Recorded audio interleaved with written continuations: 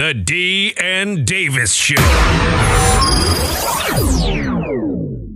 D and Davis Show. We got a great show going on today for you guys. We're going to have David Schuster from 6-7 The Score to come on and talk to us about definitely the Cubs and unfortunately a little bit of Bulls chatter. And then later on in the show, we're going to have LaMond Pope. We haven't had him on for a long time to help break down the White Sox. And of course, since he covers the ND, we got to ask him a couple questions about Notre Dame football. I'm Kenneth Davis, and the voice you hear right after me is the chocolate one himself. His name is DeMond Spurl. Hey, thanks for everybody for rocking with us. Make sure you follow us on Twitter and Instagram at D and Davis Show. That's at D and Davis Show. Facebook.com/D and Davis Show. Let's see what else we got. Email if you want to do this. Hey, you can do that. dndavishow@gmail.com. You can also, but you definitely need to listen to the podcast, rate, share, listen, download, all that good stuff. iTunes, SoundCloud, Google Music, Stitcher, the TuneIn app, Spotify, and YouTube. We are everywhere. I'm on Twitter at DeMonz1, DeMonze. Can't even spell my own damn name. At That's Davis, Kenneth Davis. Executive producer of the D and Davis Show and D and Davis The Flip, one Mr. Ryan Bukabeski. Make sure you follow Ryan on Twitter at Ryan B. Ski. Main man, Guy Stevens. He's on Twitter at Pay the Guy. and Dedrin Cologne. Dedrin, what's your Twitter handle again? Dedrin180. There you go. You should know that, dude. I should. Look, all the social media stuff he do. Look, Lucky Charm eye last night. James Harden stayed the course. Wait, what you just call him? He said that his eyes are Lucky Charm. That bloodshot eye is the Lucky Charm today. Are there red Lucky Charms? There is none. Not for the kids. Bloody charms. But look, Houston tied up the series with Golden State. Yeah. Definitely, it was an entertaining game. Look, KD, man. I mean, James Harden is doing his thing, but Kevin Durant, his efficiency and how unstoppable he can be sometimes, it aggravates me because it's like, why are you there? But still, to see a all-time great play at such a phenomenal level it's admirable, and I enjoy, especially. And this is the thing again when we were talking about the playoffs, and earlier a couple shows back we were talking about Denver and seeing if they can actually prove their playoff grit, and they have so far. We'll get into Denver and Portland in a second, but to see KD on a team where the Splash Brothers really haven't been popping in this series. Draymond Green has rejuvenated himself. Has been playing very well, and Andre Iguodala also. Yes, he has. The Hampton Five are definitely in effect, but the scoring on the bench, even though you can't complain as much, even though you need more scoring on the bench, but when you insert Iguodala off the bench into the starting lineup, you're going to lose scoring on the bench. Right. But just looking at that series tied up 2-2, I definitely felt that if it went 3-1, Houston would quit. I'm going to say it. I felt like Houston would quit. Going back to Oakland. Yeah, would have been tough. I feel like so for them to tie up the series right now and basically make it a 3-game series is going to be entertaining. I still don't know if Houston can sustain the scoring pace that they're on against a team that, even though Splash Brothers aren't performing well, but that team is just supremely loaded. I think that's the biggest key. Klay Thompson, I don't know what's going on with you, but you got to show up. And typically, though, this is what happened with Klay. He will kind of like fade in the back a little bit, and then all of a sudden, wow, Klay Thompson just dropped 60 points in 3 quarters. You know, he can definitely do that. He has that ability to do that. Steph, off the bad performance in Game 3, missing that dunk and a couple of layups, they could have won that game off a few easy layups that he could have had. You know, that's a possibility they could have done that. But he kind of showed up a little bit in Game 4. The first quarter, I think he dropped like 11 points, and after that, he was kind of like, here's Steph again. But they're playing really great defense on Steph, though. Is Steph the key for if Houston's going to have a chance in that series? Yeah. If Steph doesn't play well, that's their only shot? I think that's it. I think Kevin Durant is the best player in the league right now. It's no doubt about it. But Steph Curry is the engine to that call. When he is hitting his shots, along with what Kevin Durant is doing, and you have a resurgence of Draymond Green and Iguodala's hitting shots when you need to, all you might need is like 15 points out of Klay. Timely hit shots from Klay, that's all you might need. Okay, give me 20 points. I think that's the key with both of them, the timely shots. Yeah. Can they hit those fourth quarter like daggers where you're like, oh my God, this is never going to end? Yes, and look at Houston. Will Eric Gordon's play go to Oakland? That's a big key. Chris Paul is not really had a great series, in my personal opinion. He hasn't really had it. James Harden is just going crazy. You have, but the only problem with Chris Paul, Yeah, I mean, I think he's averaging close to like 17. It's not a bad series, but the problem is it's under the radar. But see, he can't elevate in the lane like he used to. He can get to the lane. He got that now. When he step goes back baseline, in the past, he could perhaps be able to get the ball to the other side of the rim, elevate himself. Like now, at his age and after microfracture surgery, like he can't, like he's not the in lane threat that he used to be, and that takes that. It really hurts the team in a way because he can still break down anybody, but if he can't get that floater, if he's not the distance to get that floater going, if he's like 4 feet close to the rim, what's he really going to do right now? Sometimes he tries, but it's more, and we were saying this last year when they lost, like, man, with Chris Paul's age, man. And then every time one of them goes down, in the game before, both of them went down. And I was like, oh, it's happening now, huh? Like, you quitting? Yeah. No, but you quitting. I mean, Chris Paul is now turned into that veteran. And his game is just very floor-based. You know what I'm saying? He's not that dude anymore. But you have an Eric Gordon who's been killing it at the three-point shot. Picked it up big time. But the question... Defensively, too. Yes. Yeah. Listen, they have harassed Steph. And Clay. And the one thing that travels typically is what? Your defense. But if one of them even have a Steph and Clay game, it's not even a contest because look what KD is doing. Look what Draymond is doing. And they lost the game 2 in overtime. And then they lost last night by 6 points? So it's not as if Houston's blowing them out. And Houston is getting 17-point leads. 15-point lead. That doesn't count. And Oakland, Golden State is walking them down. But that's the problem with Golden State, man. Like we always said that you need 20 because they're going to cut that down quick. Basically. Like when you can knock down threes at that clip, let alone you have an efficient player like KD, it's just almost impossible. And look, it's almost impossible, and they're not even what they used to be, and it's almost impossible. You can see this how team has regressed. holes. Yeah, it has holes in it, and it's like when you have that. We're talking about guys that were like, if they can just hit. Like, man, there's still the value on those guys with what KD does. It's like, man, this is almost impossible. D and Davis Show recording right here, 670 Score. Make sure you follow us on Twitter at D and Davis Show. Here's a question. Would this be a series if Boogie was healthy? Yeah, maybe. You still think so? Because, I mean... They probably win an extra game. It maybe. might be 3-1 right now. Maybe. But see, also the pace is going to be slowed down. Think about that. And defensively... Boogie will be like, all right? So what you guys gonna do on the pick and roll with Clint Capella and Chris Paul? Because Boogie, Clint Capella's about to slip this real quick, right? So I mean, how dogmatic is Boogie gonna be to stick with those players in that situation? But look at the offensive rebounds that a smaller power forward is getting in Tucker. It's quite a few times he's been getting those offensive rebounds. You have Boogie out there, maybe you don't get those. If Boogie's in the post. And can you bring Boogie in maybe like True. a 10-minute stretch when Harden's on the bench and Capella's on the bench or something like that? Dump it down. Let Boogie do what he's going to do. That's a good one. Yeah. But see, the only problem with that still would be usually if Harden's on the bench, you're going to have Chris Paul out there and Chris Paul's going to exploit him.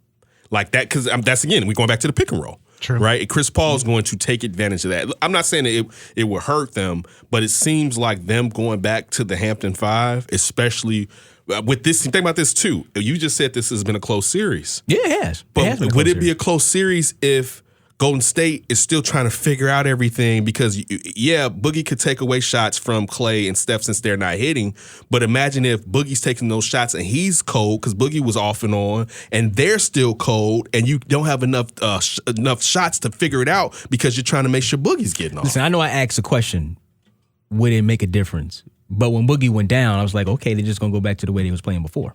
And I'll say this. It's just the fact that Clay and Steph hasn't had their Steph and Clay moments yet. And this may be the series where I won't say you didn't need Boogie the most because you don't have a traditional center. I mean, you have a rim running guy that's a defensive dude that can definitely play pick and roll. He can't do pick and pop and Clint Capella.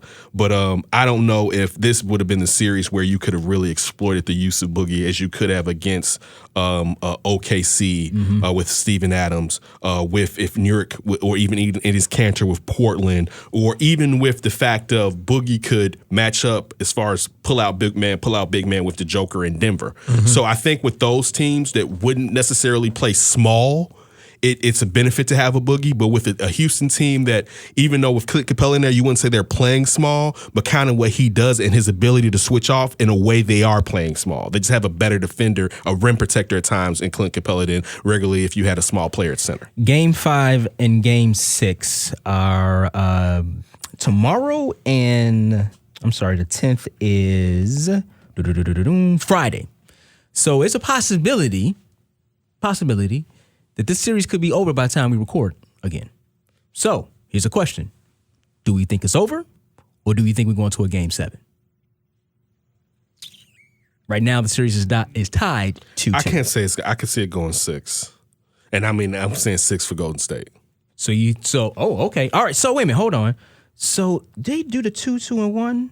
They do. So the next game is in Golden State. That's tomorrow at 9:30 here in Chicago. Game 6 is back in Houston on the 10th. No time has been determined.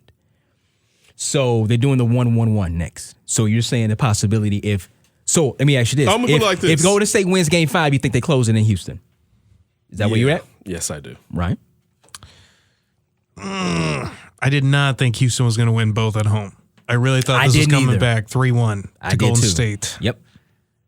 I just don't see it going 7, though. I think Golden State's going to win. I'll say this much. Think It'll be interesting if Houston gets the next game. Oh, if Houston gets the then next, it's definitely going 7. I would go the other way. I think if Houston gets the next game, I think Houston can close them out. It'd be interesting. I think it's going to be kind of like last year, maybe. It's going to be that Game 6. If Houston shows up at home, Game 6, we'll probably have a Game 7. But think about it. Before then, we knew, like, by Game 4 at 5-ish, we were like, whoa, this Houston team could actually beat them for real. Like, it was like hands down. But if Houston plays it really close in Game 5. It was better Chris Paul, too. Yes. Let's say let's say Golden State barely survives Game 5. Would you start feeling like Houston maybe can do it? No, how they're I think it's well? momentum. I take that back. It's not momentum. It's Steph and Clay. If they can just get one good game out of that, these next 2, I think they'll probably close out. So what I'm saying is, I side with you, Ken. If Golden State can get Game 5, I think they could probably go ahead and wrap it up. I'm saying if Houston gets Game 5, I think Houston can wrap it up. That would be fun. Look, let's go to the other Western Conference series tied up 2-2 also, and it's Portland versus Denver. Predictions as far as that. We'll do some of the East. Definitely break down our thoughts with Milwaukee. D had Milwaukee basically winning that series. It seemed like it's going to come to fruition. We'll talk about that later. But Portland and Denver, listen, I'm going to be straight up on facts. I don't know who's winning this one. Yeah. About that. Right? It's a mirror. Let me sit there and tell you as far as my thoughts on that. I don't know. Like, I mean, looking at this team, I would have thought that the experience from Portland, and especially for them to take out OKC in the fashion that they did, that they will be able to handle this Denver team who has been there all year. And my question was Denver's experience, and would they get the playoff medal, and they've gotten it. Like, it's all props to them. Like, their team now, you have to say, if they're not hurt next year, and if egos don't get in the way, it's because as their stars are growing or whatever, man, that's going to be and that's a deep team that you have to face. I think what you're seeing right here are probably the next 2 teams in the West.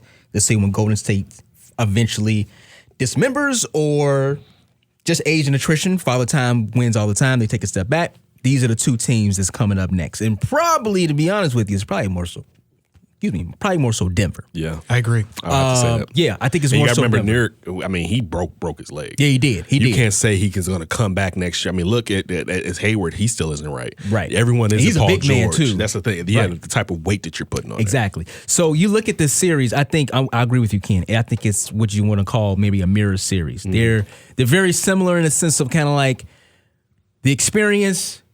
Portland has been there, but now Denver has finally figured out how to do it, and now it's kind of like, okay, now you have a tug of war right here. I could definitely see this series going 7 games for sure, but I will say this. Whoever wins this, and I think I forgot who I asked, they're going to be a problem for the next team they play. Either one of these teams. I don't care if it is Golden State. I don't care if it's Houston. One of these teams can beat them. No doubt about it. Yeah. That's not even a question. The Western, if Golden State loses to Houston, which is a possibility, it's open. The Western Conference is open. Either one of them three teams could probably go to the NBA Finals. But I love it. It's a fun series. I think you're starting to see young stars kind of bloom right in front of you. Wait. That's the cool thing about this series. Before we go to David Schuster coming up, Yes. I got to ask a question. Yes. Houston versus Denver. Who you got? I'll take Denver. I'm gonna go Houston. Yeah, I would go Houston. You still going Houston? I'll go Houston. I'll go Denver. I thought I like the Portland youth. had the bona fide star power, and I'm surprised at how much Denver's negated it, but I don't think they'd be able to stop James Harden the way that they've stopped Dame Lillard and CJ McCollum. Yeah. So so But can they real quick? But can they slow down everybody else? I'm not worried about everybody else. We worried about James. But James obviously. that's yes, how he's they've an injury gotten to the there team. this year. Like it's basically it's not the same way, but it's the Giannis thing. Our offense is predicated on let him snap, and we kind of just fill in the spaces around him. That's what their offense has been this season. All right. Okay. Houston versus Portland. I think Houston wins that. I don't know. Yeah, because I like the two. I like two Aaron Martin. Who's guarding Harden? If you had Sometimes Nurkic, maybe. True. Nurkic, maybe. I think that would have been the for sure. Like, yeah, I'll take Portland. But you have CJ, you have Dame, you have, some other pieces out there that's younger. It's just them two. Do you kind of go the old school way? Like, you know what? Let James do what he's going to do. Just make sure nobody else does what they do. Is that a good strategy to go against Houston? I don't think so. Okay. That's not against Houston. Okay. With Paul and Gordon out on the perimeter. Yeah, you don't and want Capella Harden to go running, jumping around in the middle. That's not going to work. Okay. That's All not right. going to work. So based on you all's thoughts, if Houston beats Golden State, Houston is going to the NBA Finals. They're the favorite. Yeah. They're the favorite. I agree with you. I think it's way more open. It's not a done deal. Okay. But if you're telling me if I had to place some money, I will put it on Houston. Your But money's on I wouldn't Houston. put it on there like I'm confident to, Okay. Get me to a casino right now. And that's my only thing is the simple fact that I'm not that confident in them. I just think everybody else is just there. Schuster? Mm-hmm. Okay. All right, coming up next. Oh. Wait a minute. All right. I said Schuster doing the thing. How you gonna look at me and say Schuster? And I said I'm going. I'm like, okay, where we going? All right, coming up next, we're going to talk to 670 Score's very own David Schuster. Going to talk some Chicago Cubs and a little bit of Bulls. So you're going to come on back, all right? D and David Show. What's up, everybody? It's Cameron Smith from CBS 2 Chicago. You're listening to the D and Davis Show. D and Davis Show recording out of 670 The Score. And lucky enough, we have reporter and score host David Schuster on with us. Longtime scribe. You can find him, and I don't want to date him, but I've been following for a long time. That's right. And I appreciate his work. I hate when people do the dating, but it's because I look at you and I'm like, I love that man right there. So just want to put that out there. But David, how you doing?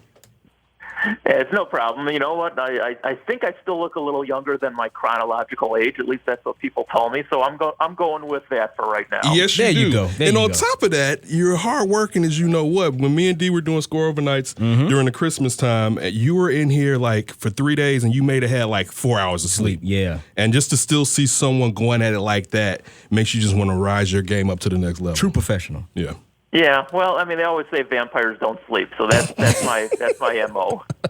Well, David, look, we definitely have to talk about the Bulls later, and they're not as important. So let's get into the Cubbies. The Cubbies were in first right now. They're in second. One of the things that jumps out to me, even with them being in second right now, is still the problems in the bullpen. You look at the fact that Pedro Strop failed yesterday, and Kyle Ryan. My question for you is, can we expect, outside of Carl Edwards Jr.'s return, some type of influx? I don't know if it's via trade or if it's through the minor league system, something to kind of ramp up this bullpen to get it up to where the hitting is going right now. Yeah, well, I mean, for the most part, the bullpen, the first week and plus, they were obviously not good, and then they were good for about almost 4 week stretch, and then last night, Strop he couldn't find home plate with a GPS, and then, that really screwy play where they had the runner, caught in the rundown, and I don't know why, he threw to first base. He's called it a brain cramp, so we'll just leave it at that. Joe Madden alluded to the fact that there are some further changes, maybe even additions coming to the bullpen. He just wouldn't tell us what it was, but he did allude to that, about an hour ago in our pregame confab. Now, obviously, Montgomery is coming back at some juncture. You would imagine that he would be added. There's also the possibility of some kind of trade going on. they're shorthanded in the bullpen from the left side, obviously. Montgomery would certainly fill the bill there, but something tells me that Theo Epstein might be up to something further. Like I said, Joe Madden was a little, I don't know what the word is, but, he alluded to something going on, and that might be announced in the next couple of days. So we'll just have to wait and see. When it comes to Carl Edwards Jr., during the spring training, we heard a lot of talk of him changing his delivery, and then towards the end of it, we found out it was illegal. Can we place blame on anybody for wasting that amount of time with a delivery that was found out that it was illegal? Was it on the team? Was it on him to find out if the MLB was going to rule it that way? Well, I guess you can pass the blame around to a lot of different places. I think it definitely affected him. Boy, he looked just sort of strange throwing the ball the way he did. Major League Baseball should have told the Cubs back all the way in spring training that was illegal before, waiting, for the curtain to rise and then, making that determination at that time and then, putting him behind the eight ball, yada, yada, yada. Here's the bottom line on Carl Edwards Jr. He's just too darn good and too darn talented for him not to be effective.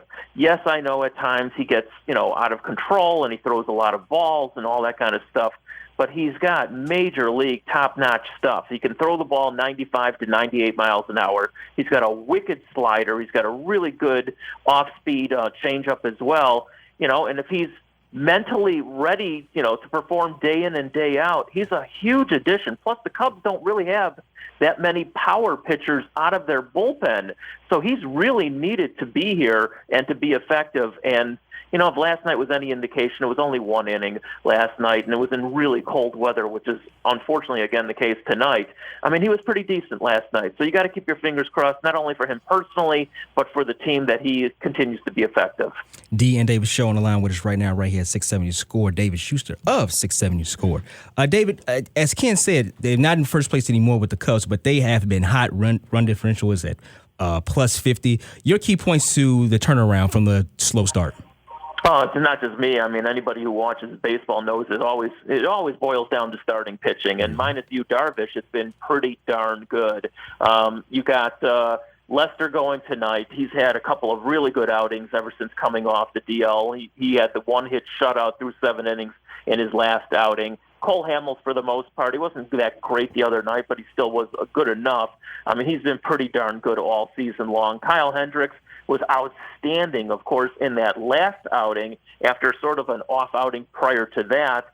The Cubs' starting pitching has been pretty good. Yu Darvish, of course, continues to be an enigma. Mm-hmm. Although Joe Madden, every single time, he only gets 4 or 5 innings in at best. He says he threw the ball really well. So, I don't know. I think Joe Madden would find the silver lining in any dark cloud. But for the most part, in answer to your question, it's always going to be starting pitching, and for the most part, it's been pretty darn good. And it's star third baseman Chris Bryant kind of started slow, but kind of been bubbling up a little bit. I think everybody's kind of been worried about his health. Can you give us the lowdown on Chris Bryant, him getting back to the point he's at right now? Well, certainly he's healthy. He says he is, and who am I to say that he's not? I don't play a doctor on radio or anywhere else, but he says he's healthy, so I'll leave that alone. He says he's had no repercussions in his shoulder this season. Yes, it was a slow start. He hit the Grand Slam, obviously, the other night. Mm-hmm. He had a long home run again last night. He's starting to come around. He's no different than any other player. I don't care what kind of success anybody has had in the past, and let's face it, he was, college player of the year or whatever it was. He was a high draft pick at number 2 or 3. He was rookie of the year. Then he was MVP, but he had an off season last year and he was injured with that shoulder. So I think his confidence definitely took a hit. He also got a pitch to the face. Not once, but even, earlier this season, he took another one that was way upstairs around his facial area. So, he's not immune to maybe a bout of sometimes self-doubt, but as soon as he hits the ball out of the ballpark like he did the other night and again last night, I think his confidence will kick back in. And as soon as the weather, hopefully one of these years, gets warmer on a consistent basis, I think you'll see Chris Bryant at his best. So I'm not really worried about Chris Bryant. David, real quick, sticking with Chris Bryant, I was reading earlier today about him citing Joe Madden, watching some old film and noticing that he was a quieter hitter. Do you think that some of his earlier problems this season were compounded by the fact that a lot of players that were hitting free agency, well, before they were hitting free agency, that are players of his standard were getting big-time contracts, and with the injury and not starting off the season as hot, it could have been in the back of his mind? I suppose it's possible. You know what? I could ask that question to him 100 times. I don't know if I'd get the same answer more than once or twice on it. What he'll basically say is, no, it has nothing to do with anything. But you just never know. Those are questions that are good questions, obviously, but I don't know if athletes are ever honest about that one, that they're thinking about money. They'll always say that they're not, but I'm not so sure that's the truth. Listen, a couple of guys obviously made a lot of money going free agency. Machado got a lot of money. Harper got a lot of money. But a couple of guys got a lot of money without going to free agency, Paul Goldschmidt being one, and the other one, of course, being Arenado. Now, if I'm a ball player, and I'll never be because I only hit 240, 250 in high school, but if I was a ball player and someone offered me the money now as opposed to waiting to free agency, I mean, Arenado is set for not only his life, but about 10 other lives. Mm-hmm. So, he doesn't have to worry about free agency, and he got a ton of money. If I'm Chris Bryant and the Cubs did come to him or will come to him, I'm taking that money and running right now. I mean, the government's going to get the extra money anyway, so what's the point of waiting? David's on the line right now. David Schuster. Follow him at Shoemouse. David, earlier I was talking to you about the fact that Chris Bryant was talking about Joe Madden assisted him, and during spring training, Joe Madden was taking more of a role in hitting drills. Is he continuing to do that? And what's the big difference now as far as Anthony Iapoce and Chili Davis? Because you hear a lot of talk as far as, is it really the hitting coach? Most of these guys have been doing their own thing for a long time, and it's kind of blown up, and you place the blame on the hitting coach. But has there been a real big difference with Joe stepping in more, Anthony Iapoce taking over the hitting coach role? Yeah, I think it has, to be honest with you. In fact, our pregame confab with Joe Madden was delayed 15, 20 minutes because he was out working with some of the players on the field. That is the major difference. He is more hands-on this season. As far as, the different hitting coach, and there's been 3 in 3 years here, I guess Chili Davis just didn't hit it off with some of the players. Yeah. They didn't really come right out, and badmouth him, but the implication was, or the inference was, that they just, for whether it was for X and O's or maybe personality, it just didn't work with him. So yeah, I mean, the Cubs to this juncture, again in cold weather no less, they're certainly more productive than they were last season. So you'd have to say it's been a positive overall. And Joe Madden certainly adds to that. He was really hands-on in spring training when I was out there, at least for the time I was, and then even after that. And then also, so far during the regular season, like I said, he's been out there working with them. Last season, he did not work with them. And I can tell you that's one of the major differences, that he's behind the cage. He's looking at videos with a lot of these players. You mentioned Chris Bryant, and there are others as well. So, yeah, he's definitely more hands-on this season. David, let me ask you this. With the turnaround that the Cubs have had, and even Joe Madden said that he didn't expect for them to do this turnaround as fastly as they did. He expected to be one game a week, and that was doubled. Could there be pressure applied to the front office to bring him back? And or if there doesn't need to be pressure, does the front office still have a door open to where they think, we can do this again? Or is it basically a fait accompli? One, they can save money, and two, listening to hear the score early to the morning of Bernstein McKnight, how important are managers in the MLB anymore anyway? It's funny that you mentioned that, because we were just talking about that ourselves, earlier at the station and then here at the ballpark. I don't understand why they just haven't given him a contract extension. David Hall obviously wrote the article in the Tribune. Why is this guy the most, the manager with the most success, or coach in town, the one with the least amount of security at the moment? I mean, Jim Boylan gets a contract extension. Jeremy Colleton, is set for the next 2 or 3 years. Matt Nagy, well-deserving, is certainly set for a while. Mm-hmm. And then even on the other side of town, Rick Renteria got a year added to his deal before last year. So all these guys who have not won anything, in essence, have more security than Joe Madden. Joe Madden has averaged 90, 95 wins a season for the last 3-4 years. He has a World Series championship, yada, yada, yada. And I know the argument nowadays is, well, you don't have to spend $6 to $8 to $10 million for a manager. You can get a guy on the cheap. Well, you know what? It's not. I don't know why everybody keeps talking about the Cubs hurting for money. I don't see it personally, but then again, I'm not their bean counter, so I don't know that for fact. I don't understand why Joe Madden has not at least gotten a 2-year extension at this juncture.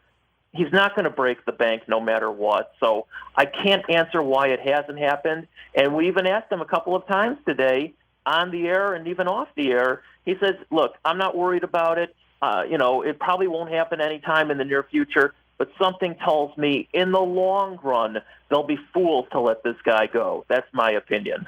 I'm with you. And yeah, they're not playing the potato sacks up there on the north side, so they have money. David Schuster right here from 670 Scores on with us right now, D and Davis Show.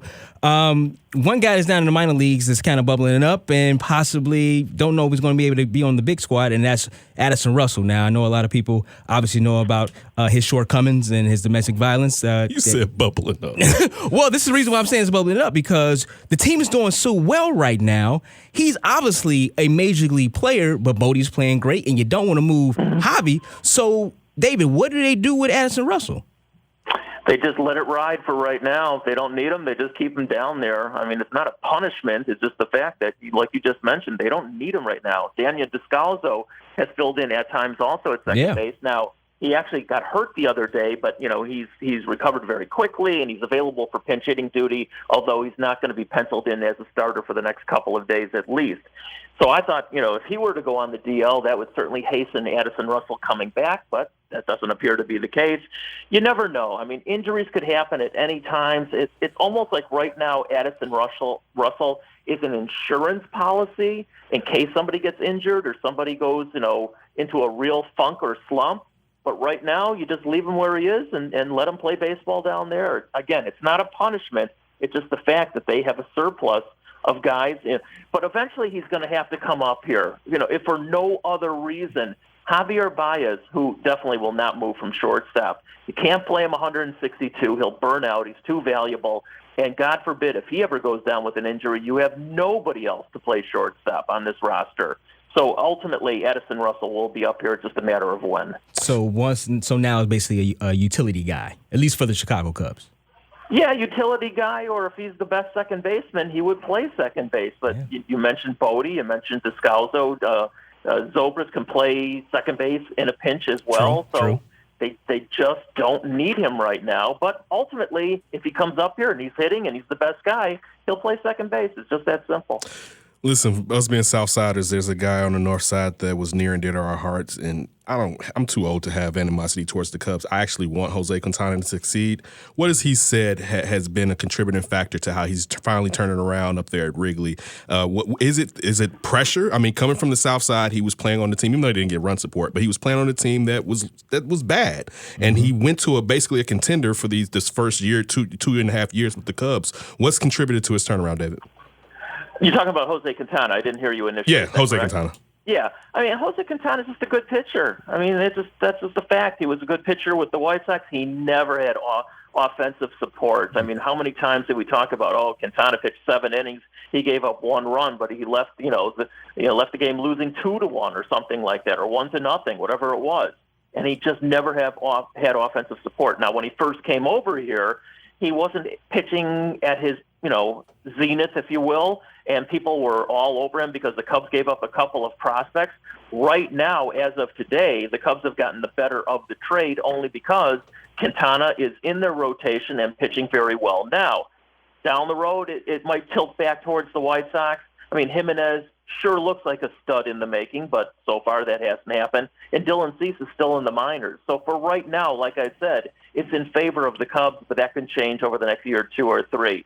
Quintana's just a good pitcher. That's just all there is to it. He's an innings eater. He was in the American League. He's doing it again here now this season. He probably had some changes in his delivery or something else. Again, I'm not a good enough baseball player to tell you that what he's done exactly. All I know is that he's pitching up to what he should be pitching, his potential. And right now it's a good thing because we talked about the starting pitchers before. He's certainly front and center of what's going on with the Cubs in their rotation. All right, before D jumps into the Bulls, I have to ask you a White Sox question.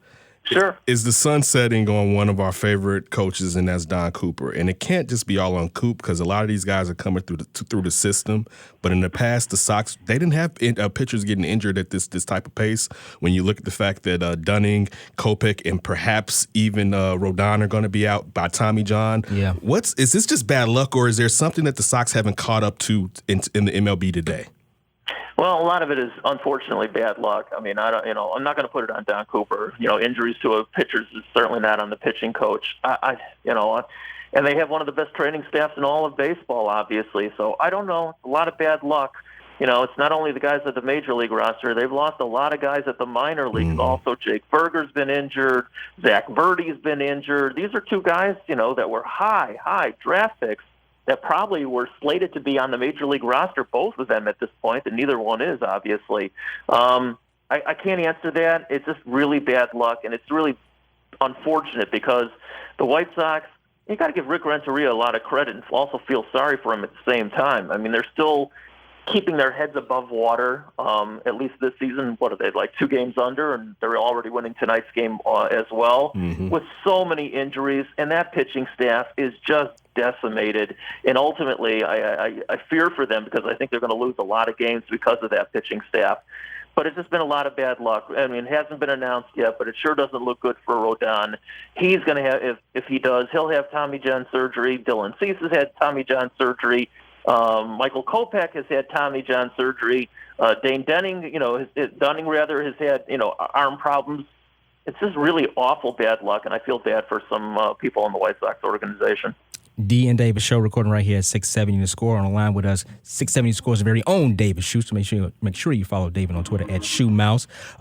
Look, talk for the Bulls. Biggest story right now, obviously, is Boylen an extension. I'd like to get your thoughts on that. And as far as free agency, now, no one thinks that they're going to be in the market to get a Kevin Durant, a Kyrie Irving, anything like that. But just the move of re-signing Boylen to an extension, how do you think that kind of that energy, if you want to say, just goes out to free agents and they look at the Bulls like, okay, you're going to extend this guy?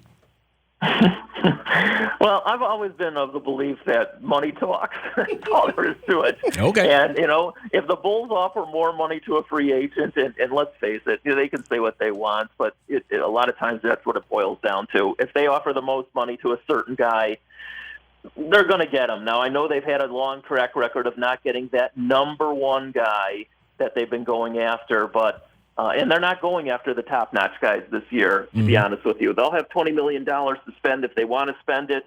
They might break that down into a couple of players or, that's likely what they'll probably do, a couple of veteran free agents. I think you have to wait and see what happens for free agency after you see what happens in the draft. Let's just say the Bulls get incredibly lucky again and get let's say a Zion Williamson. Much like a lot of players ultimately wanted to play with LeBron James, it might not happen right off the bat, but I think in due time, I think Zion Williamson will have that Pied Piper effect, and I think he will be able to help you garner some free agents. Maybe John Morant does the same thing if they're lucky enough to get him. So I think the draft will come first. And after the draft, we'll see what kind of money the Bulls want to spend at what position. If they get John Morant, maybe they're looking for a veteran free agent guard to be a backup, or at least initially a starter and then ultimately a backup to help the kids' maturation process. If they get Zion Williamson, who the heck knows what they'll do with their money after that. If they don't get either one of those two, well, then forget it. They won't be in the playoffs. Schuster with the elbow off the top. So, wait a minute, Schuster, let me ask you this then. So, on your list of free agents that who's on your list, if you want to say a free agent that the Bulls should go after? Not top guys, actually, but some veterans that can come in and help the team. Wait, let me propose it this way real quick. Okay. If they can get John Morant, who would be the point guard that would be the backup point guard? Okay. Or if let's just say they can't get them and the point guard will be a starter, who would be your preferable point guard that they would sign? Well, there's some possibilities. I mean, Ricky Rubio's name is mentioned. Derrick Rose's name is even mentioned. I don't think Derrick is a starter. I'll agree with a lot of people who have said the same thing. I don't think Derrick Rose is a starter anymore, but I'll tell you what, he's a darn valuable, only if he's healthy. And even last season he had his share of injuries. But when he's healthy now, he can still score 18 to 20 points off the bench. Nothing wrong with that. He can play 25, 30 minutes even in that capacity. So, Rose is a possibility. I don't know if the Bulls want to go down that road. I have no idea how they would view that from a marketing PR standpoint. But there are other guys. I mean, Collison is mentioned.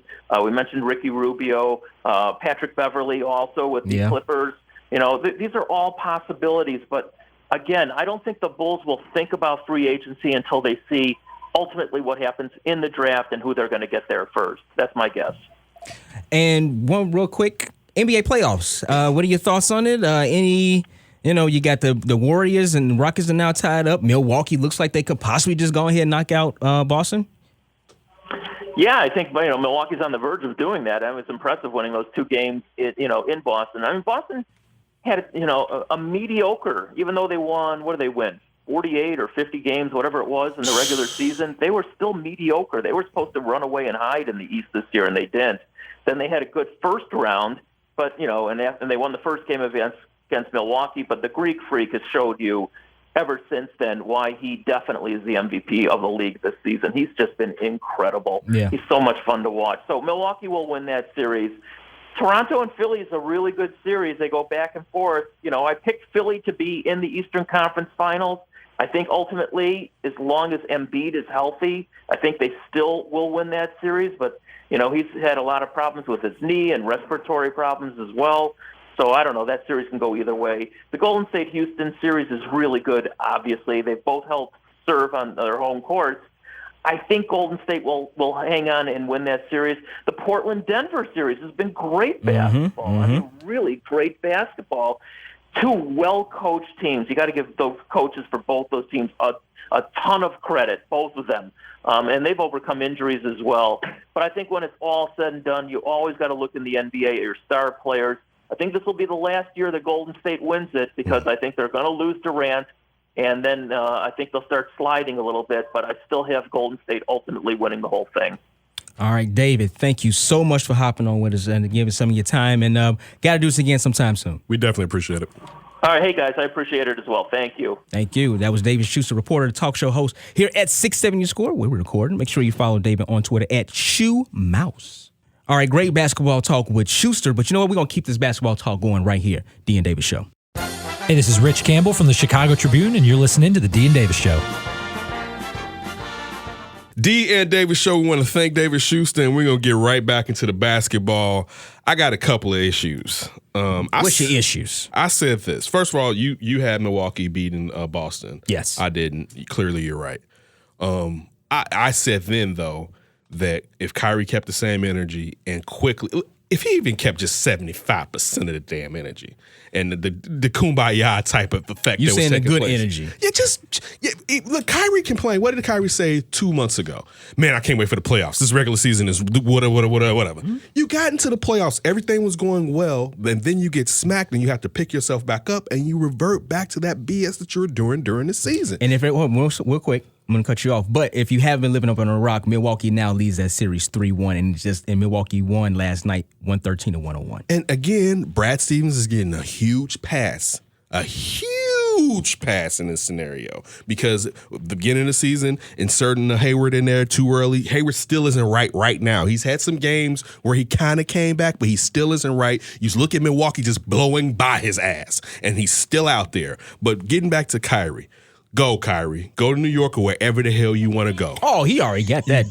He already got that going on right You've now. basically ruined Danny Ainge's plan, right? Like now, Boston's in a scenario where they can't get Anthony Davis because he's not going to resign. It doesn't make sense. And now Danny Ainge has to go back to drafting with all the picks that he still had left. Well, that's a good luxury to have. I'm not dissing it. Yeah. But still, when you have this scenario where you're on a team like this, and again, sometimes people bump heads, but you know what? The grass isn't always greener on the other side. You thought it was with Cleveland going to Boston. You're going to think it is if it's Boston going to New York or out west or wherever he's going to go, and you said you want to have your own team. You got your own team. It's loaded, and you know what you did? You've blown it.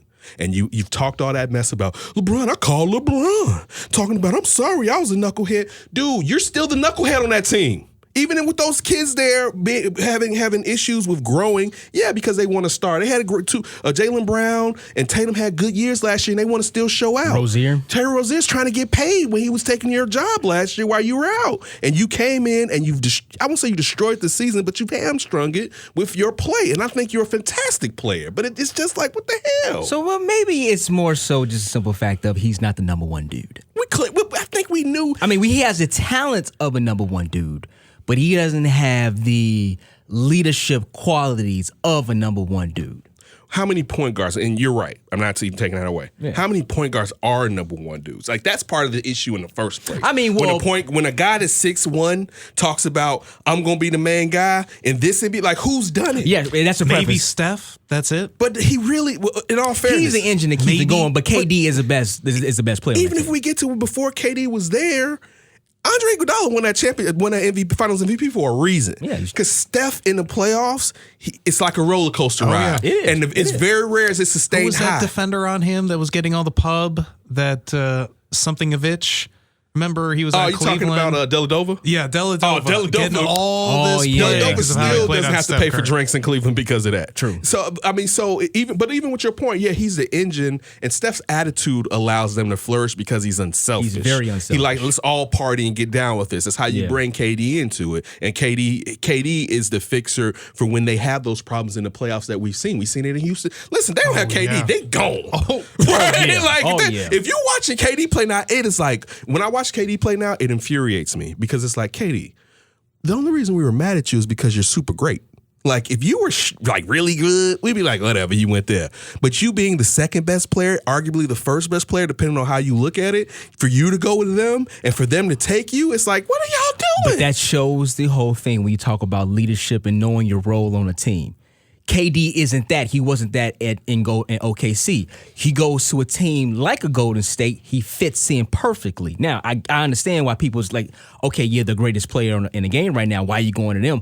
But he fits a role. You look at Kyrie, bring it back to Kyrie. He doesn't fit the role. Now, layman terms, we look at basketball, even you want to say back in the day, the point guard was the leader of the team. Now, obviously, that's But changed. wasn't the number one. Wasn't number two, but he was the leader. He because of his position, would get everybody going. That kind of made him the floor general, if you want to say.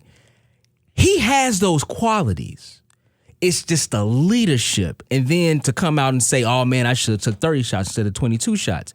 Well, if you're saying that that's 8 more shots that you took, and that's 8 less shots for the rest of your players, the rest of your teammates, that you probably should have been trying to get them to going. Look, But they're going against the number one team in the NBA playoffs overall. They're just getting their asses kicked. That's what it is, too. the only point guard that I know who was basically the best player on his team when they won the championship is Isaiah Thomas. Not even Magic? He was too big. We're talking position but now. even with that, Chauncey no, Billups, maybe? no. We were talking. Nah? We were talking 6'1". I was talking height. Oh, you're talking height. I said you height. You said yes, height. I said anybody at that height it cannot be your best. Basically, cannot So be your best player. a small player. It's too. Listen, if Derrick Rose was 6'6" and still hurt, he'll made like one All-Star team by now, perhaps. All right, because look, his verticality wouldn't have been, even though he could fly. Imagine at 6'6" how he could jump at 6'2.5". But still, if he was that big and lost some of his agility, he still would be big and difficult to handle. It's physics, basically. But the point of Isaiah Thomas, if you think about, got the first Finals MVP for Detroit, and they're back-to-back. The second one, Joe Dumars got it. Yeah. Isaiah Thomas in the 80s, the early 80s, mid-80s, was a scoring demon for that team, and when they got to where they were good enough to win, he knew he had to take a step back to let other people rock. Joe, Vinny. Exactly. Yeah. That's the problem with Kyrie. Kyrie, you can still be the best player on the team, but you also have to know, due to your physics, you got to get other people rocking to get. You can close this out, but you need other people rocking to get this going. Just like with Cleveland, and of course LeBron wasn't just hanging on, but LeBron at the time wasn't quote unquote clutch. He had Kyrie to knock down the shots right then. That's the role that you need to play, but you can't play Rucker ball 24/7. Kyrie is 27 years old. This is what? 6th year in the league? 6 or 7 It's years? got to be like 8th or 9th. 8th or 9th? Yeah. He had to come in at 19. He was one and done. Drafted. Let me see if I can bring him up. He came in at 19. Yeah. Okay. Oh, yeah, no, you're right. Yeah, he was 19. Yeah, he was a one and done. He played 11 games at Duke. I don't know if it's maturation of just, No, this is Kyrie. This is just Kyrie? This is Kyrie. Do you guys think it would work This is 8th season, yes. if it's Kevin Durant and Kyrie in New York, or does Kyrie need to go somewhere else? What's work? What define work? Legitimate Championships? championship contender. No, it won't. See, I don't believe in the organization of the New York Knicks. Me neither. So that's the downfall That's a good there. point. I don't believe in an organization. It's kind of like how a lot of people say, like, man, I hope they don't get drafted to Chicago, because they don't believe in an organization. They don't believe in the front office. The two talent, yes, they're there, but I would almost kind of feel like that'd be kind of like OKC somewhere else because you had Westbrook. Why would he leave OKC? He had Westbrook. Why would he join up with Kyrie, though? It'll be better than OKC. One, they'll be in the East. I'll say this. I like Russ is a better player than Kyrie. I'm not arguing that. I'm just still, but Russ' skill set goes with Kevin Durant better, I think. Yeah, but he doesn't use because he's a better shooter. Like, for instance, that's one of the main things with Russ, why it's like, this ain't gonna work, bro. Yeah. Right? Like, in this NBA, you're jacking these shots and you suck, it's not gonna work. But I think the problem with Kevin Durant and Kyrie, if they were to team up in New York, the issue would be how the system flows. You look at Fizdale, and he likes to go. That was his problem with Marc Gasol when he was in Memphis or whatever. Now, that'll benefit them. But even in a system where they're going and there will be more shots, I don't know if Kyrie's going to be willing enough when it's time to give the ball to KD. He's going to make KD happy at first, and especially in New York. And that's another thing, that talking about those two mentalities in the worst media market outside perhaps Philadelphia to not win or maintain greatness. It's hard for New York for two guys. We see KD with the burner account. We see Kyrie when he just basically tells everybody to get out of his face during this year.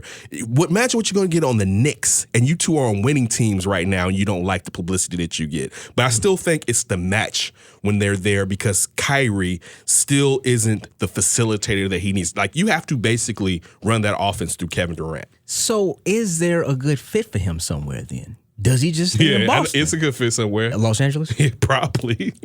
That's the only logical. That's what I was thinking before. No, Lakers. It would be Lakers. I mean, because think especially about it, if Ty Lue gets that job, which is probably seen is going to happen. Oh, and LeBron, think about it. LeBron's going to be more willing now to let him rock. West. Yeah, he's going to be willing now. Here, Kyrie, go and do your thing. Because I can see he can see the end. He can see the end of the tunnel. I got this young lion next to me, who's 27 years old, who also is like the miniature version. Not saying winning wise or skill wise per se, but wants to be like the miniature version of Kobe Bryant. He's like his mentor. I guess that. Yeah, okay, all right. That answered my question. Maybe it would be Los Angeles. Maybe he needs a bounce back, because it looks like the Celtics are going to get farther without him than with him. Man, bump Kyrie. Yeah, Kyrie done ruined this NBA season. Have you ever had a shooting stretch like this? I think it's now at this point 19 for 62. Yeah, who cares? Who cares? I'm a basketball player. Prepare the right way. Like I said, they're doing things to test you. And, the expectations on me are going to be sky high. For me, the 22 shots, I should have shot 30. It really, I'm not great of a shooter. So I think that just the consistency of just going at it, staying aggressive is always going to put us in a great position. You just brought up Kobe Bryant and Kyrie. Yeah. But on First Take, Max Kellerman got into a debate about Kawhi is better under pressure than Kobe Bryant. Under pressure? Jay Williams walked off the set, and Stephen A. Smith, who I believe Stephen A. Smith was in Houston following the playoffs, basically was like, I ain't got it. I have nothing to say. Yeah. He said Max usually always try to bring a soliloquy behind his thoughts. So what did Max say? Is Kawhi actually a better player under pressure than the great Kobe Bean Bryant? Yes, he is. No one had more heart than Kobe. Like, Kobe's not scared of anything. But because Kobe was the best bad shot maker who ever lived, he would take a lot of bad shots under pressure because he knew he could make them. But just look at how often he made them compared to what Kawhi is doing. Kawhi takes higher percentage shots and makes them more often under pressure than Kobe Bryant did. I'm not making it up. When you try to deride the statistics, I know you're both going to just assert that I'm wrong. But when you say, just can't look at the numbers, you understand statistics are records of events. When they say in late and close games, Kobe Bryant shot inefficiently, his team got less efficient, those numbers are records of events that occurred. We could go back and watch the video and you will see they all occurred. Kawhi Leonard, under pressure, ain't missing. He's already been a Finals MVP, and that was before he was in his prime. Kawhi Leonard is also playing defense under pressure. Like, Kawhi is one of the greatest. He's in the conversation for greatest defensive player who ever lived. You don't even really think about his offense, except right now, he's shooting 60% from the field in the playoffs. A former Finals MVP before he entered his prime is shooting 60 in the playoffs. The best offensive player, including KD, who's also in his prime, but Kawhi's not playing with Steph and Clay. So under pressure, yes, Kawhi is better than Kobe was.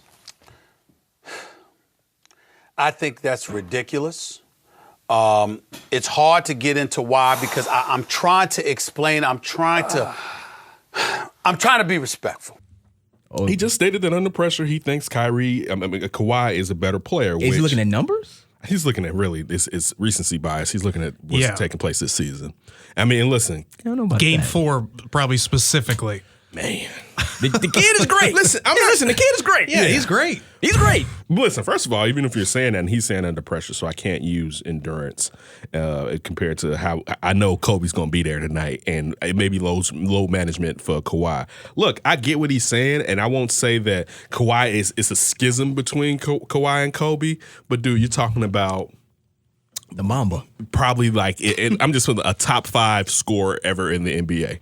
Right, and he was also a perimeter shooter. It's not like he wasn't. I'm sure his percentage isn't comparable to what Kawhi has been like the last 2 healthy years that Kawhi has been taking a 3. But of course, we go back to when he first got to the Spurs, he wasn't taking jack and he wasn't hitting it like that. But I still think it's preposterous for Max to throw the Mamba under the bus like that. Listen, I mean, Kobe Bryant is legit the second greatest shooting guard of all time. Of all time. We're still a little ways away for Kawhi. I'm sorry, Kawhi to I'm thinking of Kyrie. Kawhi to even be mentioned in that. There were semblances to their game. Like, there's definitely similar to their game. There's a resemblance to Kobe's. Like, that's when I was watching something. I forgot who Kobe's it was. more fluid. Yeah, though. was it the ESPN The Detail? Well, no, I wasn't watching that. I was watching the game, or I was watching Jay Williams on Get Up, and he was saying that Kawhi is an upgrade over Scottie Pippen. And I was like, nah, not defensively. He mentioned that he can shoot, but he's going off of the defense. I think initially when he's saying that he mentioned, but like with how he shoots jumpers, I'm like, you went to the Kobe Bryant, Michael Jordan school of taking that J from way back in the day. Kawhi's game, even though it isn't sexy, is cold blooded. Yeah, it definitely is. I love his game. Listen, he can do it everywhere. That's what's so great about him. They were so right in that broadcast. Kobe. They're saying like how smooth he is. That it's like he's moving in slow motion and no one can do anything. He just knows I'm planning it here and I lift up. Boom. Yeah, That's that pop. That's that pop. Yeah, with San Antonio in general, but it's also San Antonio Kawhi. in general. By the way, Kawhi this Kellerman argument, does it count, or is this nitpicking that Kawhi missed a free throw that cost his team a championship versus Kobe, who didn't do anything like that? Well, he missed the air balls in Utah. That was really young Kobe, though. Oh, yeah, but that made him great. It sure did. Because a funny thing about that, I remember that happened. I was like, oh, he made Nick Anderson this. Right, like this may not work. Did he take 3 threes or 2 threes? I don't remember. I was like, oh, this is John Starks all over. And Kobe came back the next year like, I'm about to show you MF. It was like, oh, you are great, young man. You are definitely great. Was that his second or third year? Third. The second year he was shooting an air ball. Jackson was there his second year? I thought him and No. Phil Jackson wasn't even there when he was shooting an air ball. That's what I'm saying. I thought he had. That was second. You sure? All right, our social media manager, Dedrin's in here. I'm gonna look this up. But no, I listen. That show is made for hot takes. It's called First Take for Hot Takes. He's replacing a guy that invented the hot take. That's a wild one. That's a wild one. Now, like I said before, Max is a student of the game, but Max also likes to use numbers. So I don't know if he's looking at the percentage of this or that, 30 seconds or less in this at the elbow, he's taking a shot. I don't know if he was doing all that. But listen, Kawhi he's a bad man. And this is another guy too. Where is he going to go? I'm a big proponent. I love Toronto. Yeah, I'd love to see him stay in Toronto. I just love the I just city. want to keep this balance. Look at what we have. Yes. We have East and West balance for what, even though the West team is going to win likely in Golden State. But you actually have competitive series with teams that, hey, that's an interesting matchup in the finals. I want to see that. I don't want to see the East turn back into Giannis and everybody else like it was for LeBron and everybody else. Because it could possibly turn into that because he's the best player right now. I know he's not staying in Toronto, so I haven't lied to myself and said that. I hope he does. I don't care. But first of all, why would he? You got Kyle It's Lowry. a beautiful city. It's the team. The city You got is beautiful. Kyle Lowry as your point guard. They can always move him. We've seen the games of zones. Yeah, you almost got traded too. Who's going to take him? Do they have room to add at all? Who's going to take any him? type of player? You know who's got to get paid soon? Pascal Siakam. Yeah. Could he be your number 2 though? That's not what I'm talking about. I'm talking about the rest of the team. You have the number 2. You're 4. Listen, you going to depend on Marcus Hall for the rest? You gonna depend on Serge Ibaka, who's gonna come and go? You know, Serge be like, man, Serge, and be like, nah, Serge Ibaka. I think the strategy this year is win with Siakam and Kawhi and have enough with everything else. The great bench, the solid enough starters around them. But going in the future, like D was saying, couldn't they trade to get in that third player and you just get Kyle Lowry out of there? I mean, he's got to be running out of his contract eventually. Or you just, like you said before, it was Kobe's third year. It was third year? Yeah. So you have the players right now. They can elevate, and that can possibly just move Kyle Lowry back a spot. You don't need to be that dude. What? Yeah. With the amount of money that Kyle Lowry's getting paid? Hey, man, listen, they all making money. No, whoa. No, I understand what you're saying. Okay. I understand what you're saying. You don't have that sitting on your bench like that. No. And you're talking about also. You're talking about. I'm not talking. Would he be cool with? No, it? I'm not talking about benching him. No. I'm not talking about benching him. I'm just talking about his role on the team. You don't have to be Kyle Lowry. You know what I'm saying? We have supplemental guys. We have guys right here. We have stars who can roll. At the point guard. And I don't know if Fleet's there. I'm just saying like. They need a dude. I mean, for when you look at that team, even if he's a 3-and-D point, I mean, but you need they don't have that there, and you got this guy making a lot of money. Why would Kawhi want to stay with him? Like, think about Kawhi out here balling. Like, we out here winning today. Then he look at Kyle Lowry like, this mug over here. Like, and you saying like he wants to stay there and get taxed double. Well, Kyle Lowry only has 1 year left after this year. $33 million. Crazy part. I mean, you could maybe get rid of him if 1 year.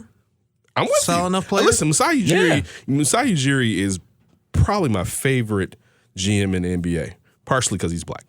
But shout out to the blacks.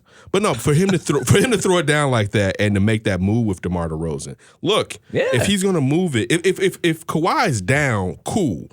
But I'm thinking if we know where Kawhi wants to go. You wanted to go to Los Angeles. Yeah, so why am I gonna stay here? The Clippers, look, in all fairness, and that team is built so well.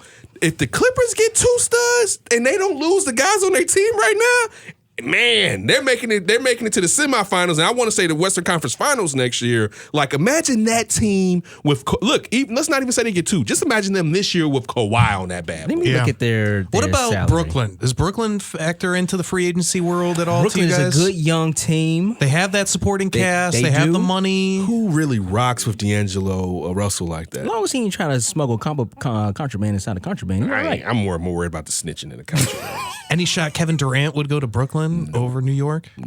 You know what with him? Oh, he would go to Brooklyn over New York. Yeah, he should. Or the Knicks. He should. The Knicks. Yeah, the Knicks. Yeah, he should go to the Nets over the Knicks. I think it would be interesting, and he seems a different type like that. But it's no question. I think if he's going to go to New York, you're going to go to the main stage. I do believe that. All right, looking at the salary for the Clippers overall.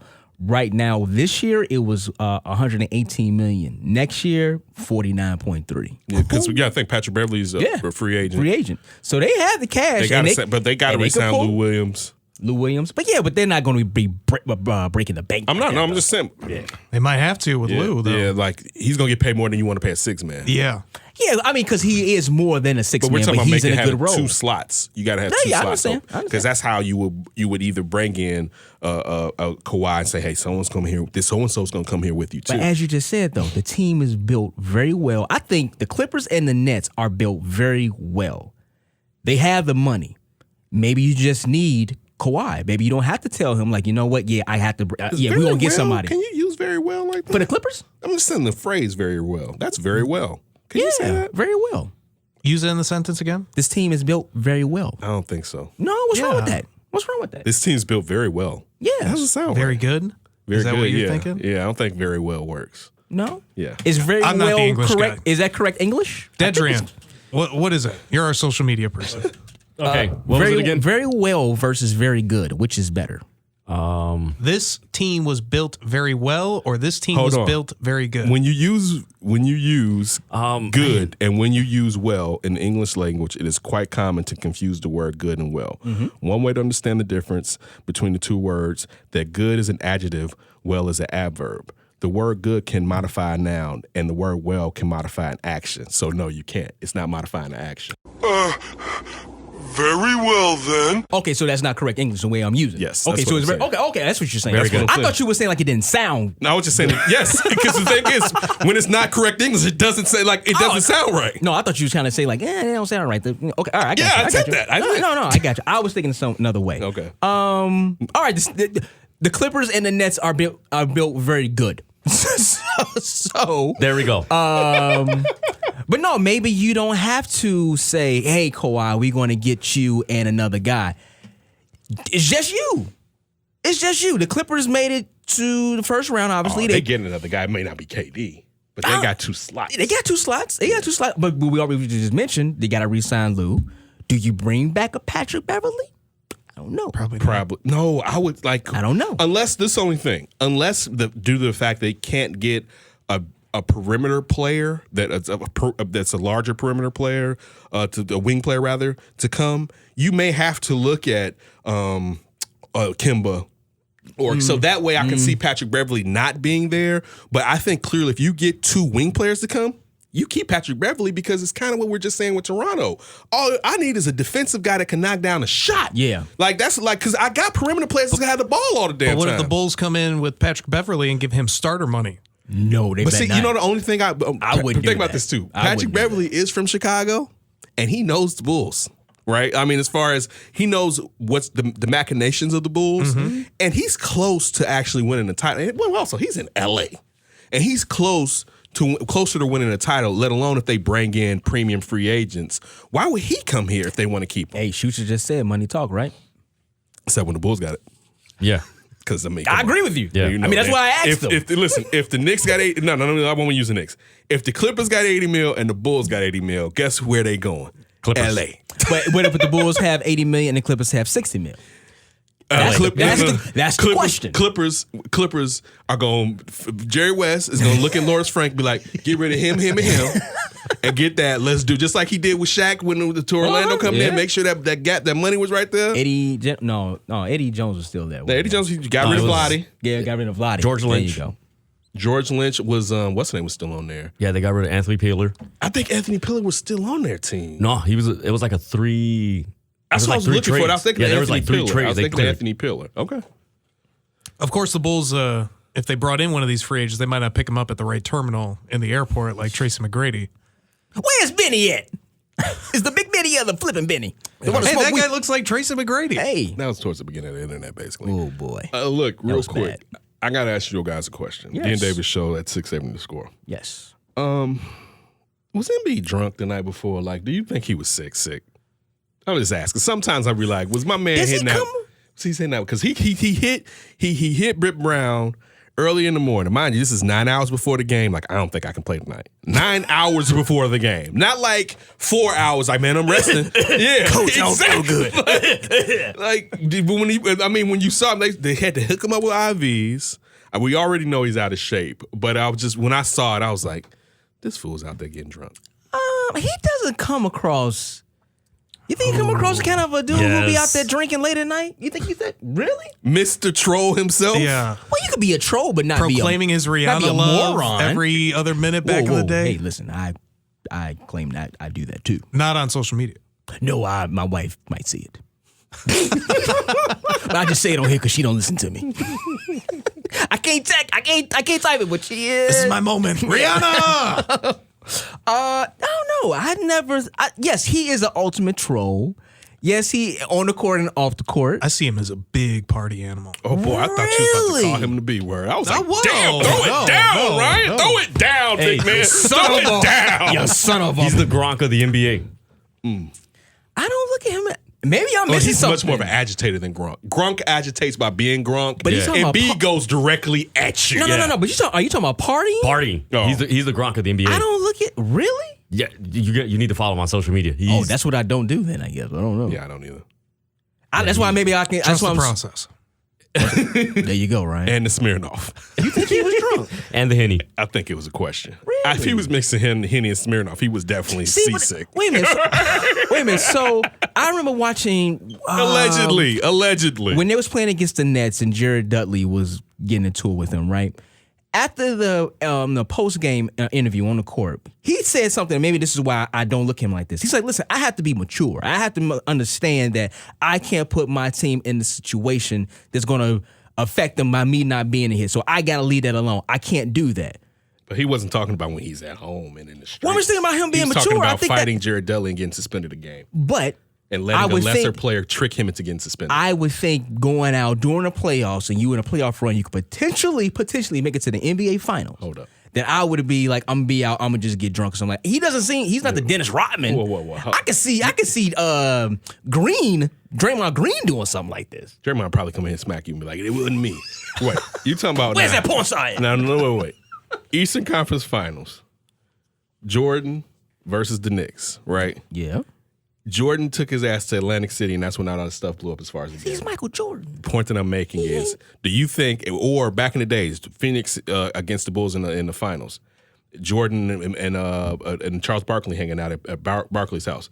You know, if you don't think alcohol is involved and they're out there kicking it like this, and then we're talking about a young dude. Matter of fact, we're talking about today where forget alcohol, what you can get in. You take 2 of these and call me in the morning. Like, I mean, I'm not saying this this is all alleged, but I wonder, was alcohol a contributing factor? I don't know. I don't look at him like that.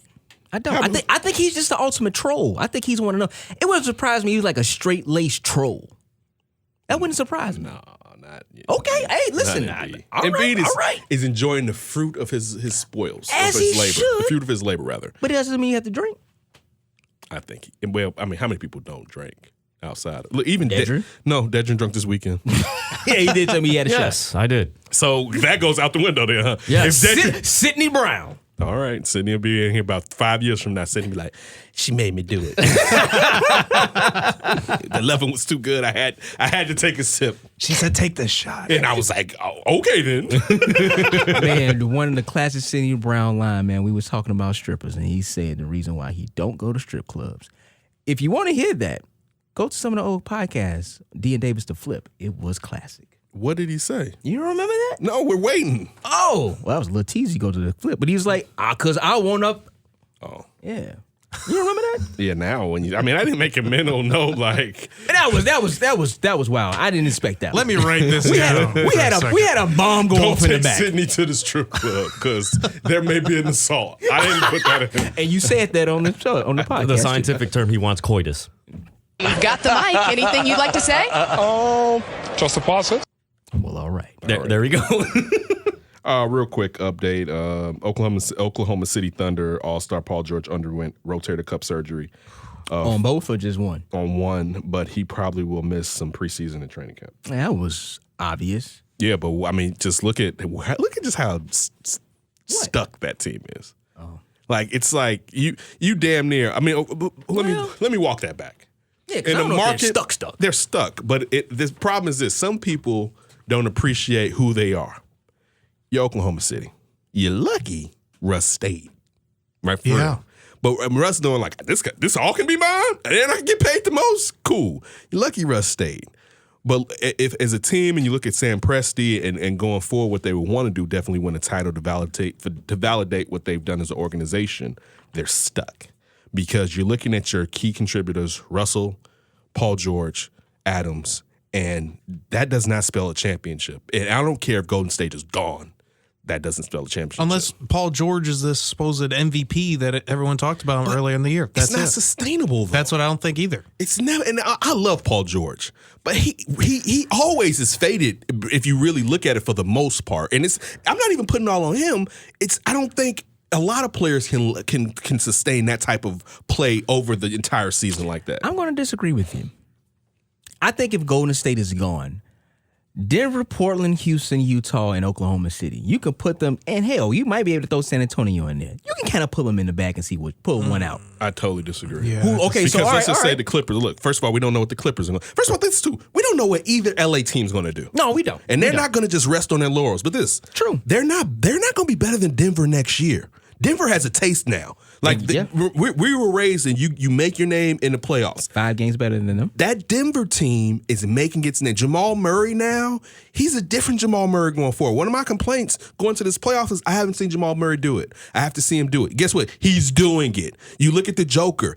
And Joker's what, 23? Yeah, he's young. Yeah, so look, I'm just naming 2 of their players. And again, you got multiple guys. I think that's what we saw in that Portland Oklahoma City series. Portland has a bunch of guys that can either pass or shoot. They can do something with the ball. Oklahoma City has like 2 guys. That's no it. shooting. It's Adams. No he can't do spacing. anything unless he's given it. Yeah. And that's everybody on the roster, basically. One thing I'm saying is I would have liked to have seen if it's possible to sustain.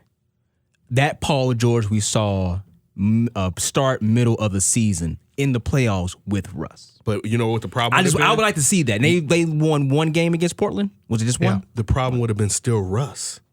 Paul George can't do it by himself. No, he can't. He can't. Russ can't shoot. I mean, So we how saw are it you with gonna- Derrick Rose. You can't go 5 for 30 and expect to win playoff games. But remember, he did that because, in my personal opinion, you looked at Russ, you looked at Paul, and you knew he was banged up. He had to take a step. He had to. I'm just now, saying. if you have a healthy Paul with you, do we see that Russ at the beginning of the season that took a step back and let Paul, and one point in time was like, dude, this dude might be the MVP of the league. Let me say can we get that at the same time in the playoff? That's the only thing I'm saying. They won't get past Golden State without Durant with that team.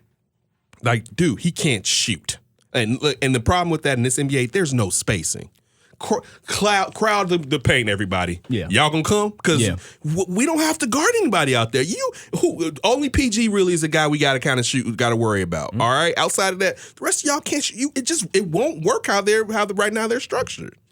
Yeah, who's even their number 3? Is that Adams? Because, I mean, No, Adams is not a 3. Adams. No. But I think people would say it's Adams. Yeah, because who else could you even put there? I mean, look, people talk about Ferguson, and he averaged, like 6 or 9 points this year? Mm-hmm. And this is the thing, too, they may have to trade him to bring in a player, a perimeter player to help them. They may have, because that's the only young asset, unless someone wants Schroeder. Even Schroeder, compounding that. Guess what Schroeder can't do? Shoot.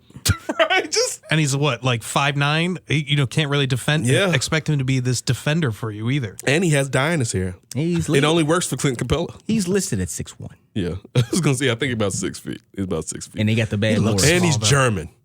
I'm joking. I have no issue with Germany except the Holocaust. Well, me too. Yeah. Okay. MetGala, guys. Did anybody see any pictures of the Met Gala? Yeah, I did. Who was your winner? Mine's is Lena Waithe and Kirby. Yeah, Lena Waithe. Oh, yeah. She actually retweeted me one time in like one of my tweets. You're so special. Have you guys seen Katy Perry? Yeah, I saw that. We talking about that real stuff though. I love me some Katy Perry, but that was just too much. Yeah, D, I'm gonna show you this picture. Oh, okay, yeah. Oh, with the double-breasted pinstripes. Yes, but pinstripes have lyrics on it. Oh, I didn't see that. And these buttons have faces on it. Yeah, that one to me, like this here goes right here. This one right here, he's a designer. This was my favorite one. Yeah. I'm gonna go with the young actress Zendaya. I didn't see Zendaya. Am I saying her name right? Zendaya. Yeah. I didn't see her, but you did post a picture of my girl. Who? Lupita? No, her after party thing. Keep her away from me, Sydney Brown. But her after party. But no, Deny. Ooh, Deny. Yeah. That one. I was gonna say Deny until Beautiful I saw woman. this. Beautiful woman. When I saw the picture, you Deny is. Oh my goodness. At my second run up is Deny. Okay, I would probably go Zendaya. Like this one right here. You know who else I read, Doug?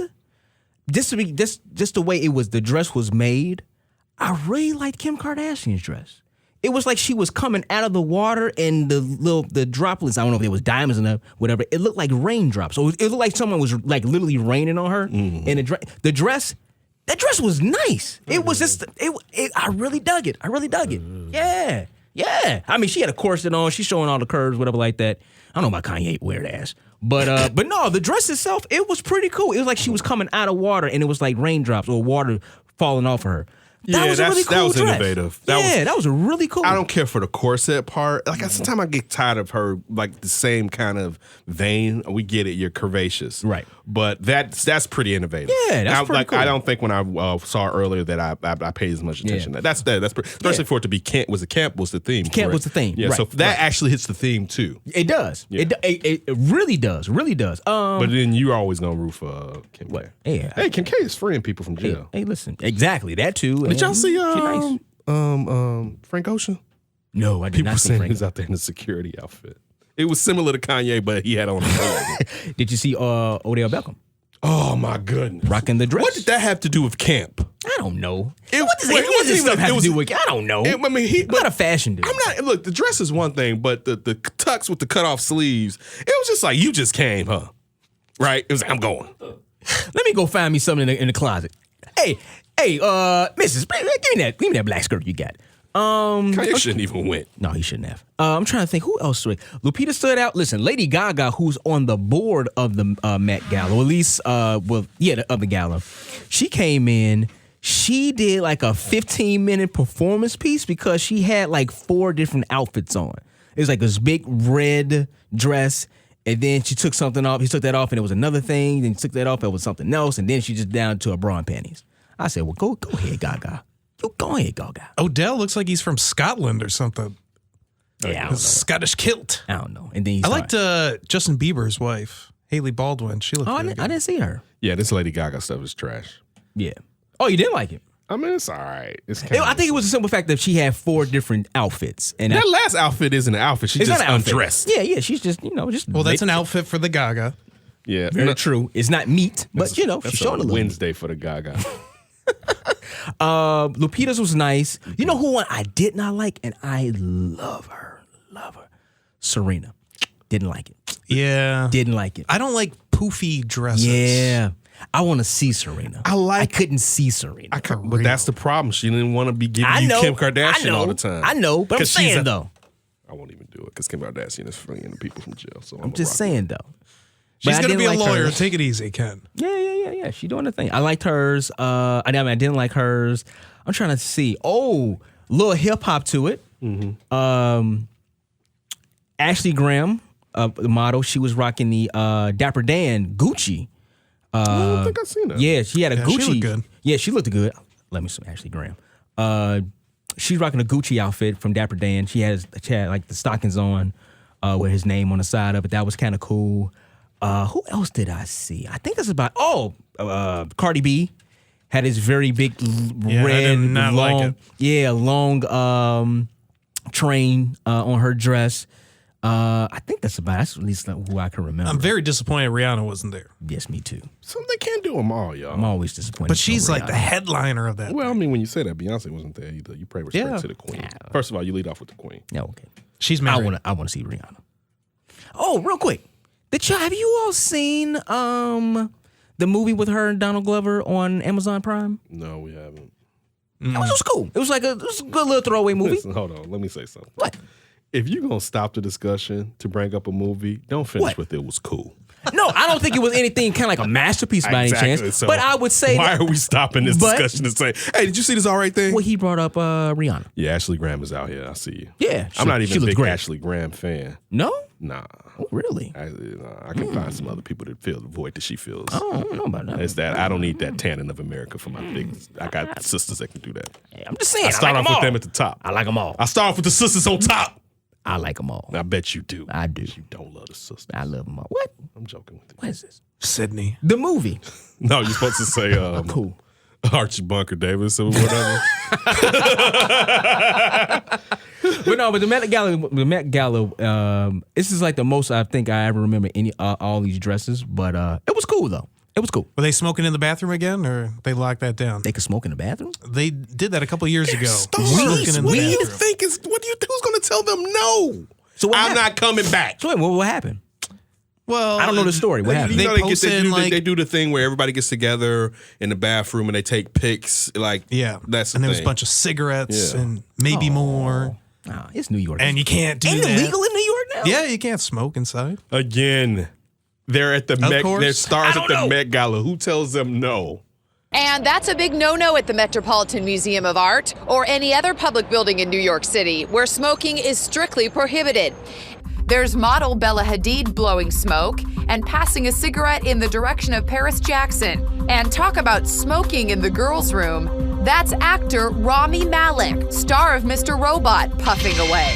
What's he doing in there?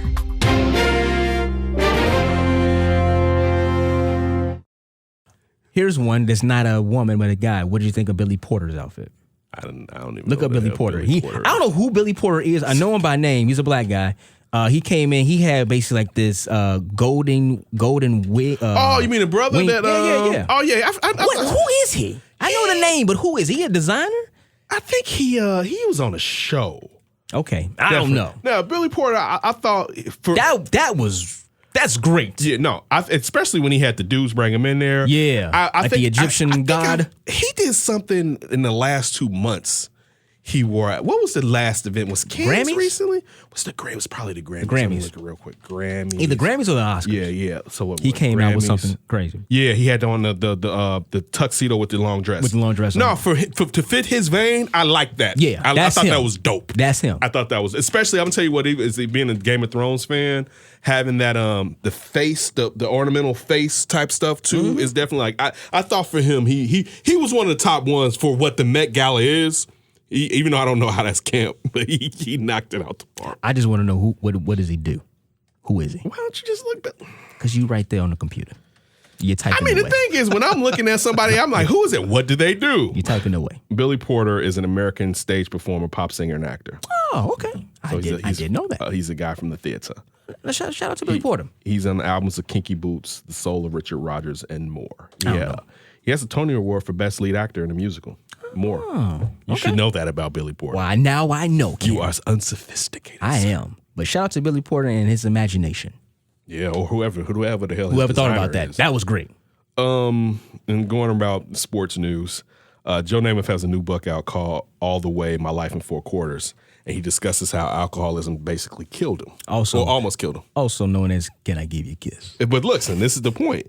And what D is talking about is when it was in 2003, he was on the sideline with Susie Colbert, and he asked her to kiss him. He said that was the last time he had a drink. Really? Yeah, he said it was killing him, and he names his urge to drink Slick. So he says Slick sometime or whisper to me or whatever. But he said basically I was about to die, and he was using his ex-wife as an excuse. His divorce is an excuse. But just talked about, a little bit how hard it is to conquer alcoholism. Shout out to Joe Namath, man. Yeah, I mean, listen, anybody battling an addiction like that's some serious stuff.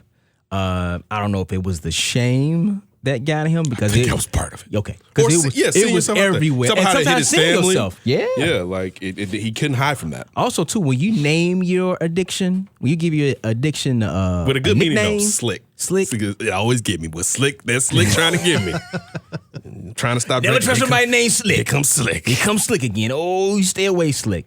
But good for him that he's got past. He's fighting this battle because I don't think you never actually beat it. You're just constantly fighting it.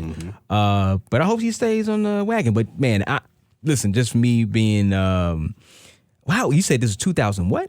3? That was 2003. So I was 21 years old, and I remember watching that live. Me too. I was like, did he just ask That was Monday Night for a Football, kiss? right? It was. It was.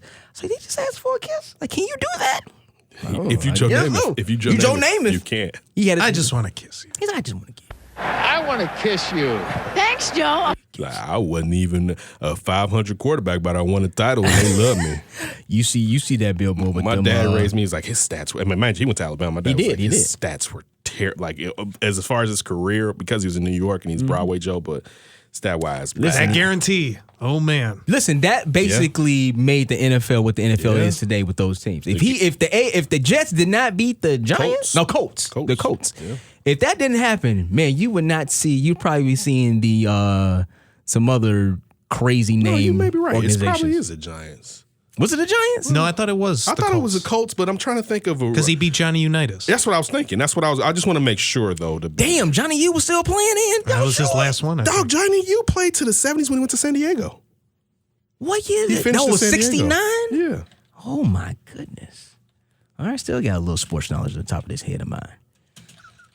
Wow, 69. Yeah, I mean, but like I said before, you'll be seeing the Denver. I don't know. Yeah, he played in Stallions 73. instead of the Denver Broncos. Yeah, no, he played. He went out there to San Diego. He was trash. Oh yeah, I know that. I know when Johnny U went out there. I forgot who they played against, but it was his coach, and it was with Johnny Unitas, and that was 1969, right? Mm-hmm. Wow. See, this is the kind of sports knowledge you would get. We have Tony Gill on here. He wouldn't know what the hell is going on. It didn't happen in 2004. Bump it. 69. It was the coach. Yes, correct. It was the coach, right? Yeah. Right. But it basically made the NFL into what you see a lot of the teams. How many teams came over? The Chiefs, the Broncos, the 4. Raiders. Yeah. Was it some the more? Jets. The Jets. Yeah. Was that it? The Chargers? Was the Chargers an AFL team? Probably. The Chargers? That's 5. I thought it was more. I got as 1970 approached, 3 NFL teams, the Baltimore Colts, Cleveland Browns, and Pittsburgh Steelers agreed to join the 10 AFL teams, the Cincinnati Bengals, Miami Dolphins, who had originally had joined the original Boston Patriots, Buffalo Bills, Denver Broncos, Houston Oilers, Kansas City Chiefs, New York Jets, Oakland Raiders, and San Diego Chargers. There you go. All right, so it was more than what I thought then. So I the think Patriots, there was 10 wow. AFL teams. Okay, yeah, I thought it was quite a few of them. Yeah. Shout out to Joe Namath and his sobriety. Thank you. I got one from the MLB. Dallas Keuchel was talking about staying his ground as far as market value and that he will not take less dollars to sign to a team. Outside the article that was on ESPN, he mentioned that people make fun of Le'Veon Bell, but he looks at Le'Veon Bell as a player that was looking out for his health and there's nothing wrong, and he'll do the exact same thing. Well, the one thing with baseball is that you can play for a very long time. Football, obviously, you have a very short window. Listen, if he wants to stand his ground, hopefully he saved his money. He has a good bank account. He talked to his accountant and his family if he had to and say, hey, if I miss the season, it's all right. Now, the question is, what is he asking for? I think he was offered 17 and a half for this one season, and he turned that down. So, well, I'm sure the biggest thing too, he's looking for something more for longer than 1 year. Security, more years than one. More years. So even if somebody was coming around, probably give him like a 3-year deal, he would probably take that. That's fine. He would take. He's 20. I think I saw when he said he was. He got to be like 28, 29. Yeah, 28, 29. He's close to 30. Yeah, close to 30 years old. It's a pitcher, damn good pitcher at that. Mm-hmm. He can definitely get a contract. I think 2 or 3 years. He's actually 31. Oh, all right. He's a little older than I thought, but still though. He could do a 2 or 3 year contract. He doesn't rely on velocity. Nope. But that's one reason why some people aren't big on it. Right. That is because I don't know if people look at him like Hendricks with that type stuff. Mm-hmm. It's usually been the combination of velocity and stuff. Mm-hmm. Mm-hmm. And that arm is declining. But there are teams that need him. I mean, prorated. I mean, he can. The White Sox. But the only problem I said that to begin with. The only problem if he came to the White Sox, you know what happened. First of all, he better get a no trade. First of all, why would he come to a team that's not going to win in the next 2 or 3 years? So then you would look at the White Sox to just be using him to flip him. And why would he come here then? Or why would he sign a no trade clause to a losing team when clearly there are teams that can win that will want him by no later than the All-Star break? He's no John Lester. And I'm not saying that the White Sox are on the verge of winning a championship like the Cubs. We kind of saw that, like, okay, yeah, they got something going. Yeah, the Cubs were 80 wins around that time. Exactly. Now he would be that veteran that you would put on that team to kind of push them forward.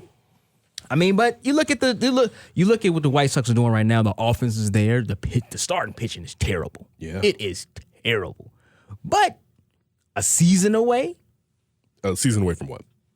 To at least being more than a 500 team. Maybe.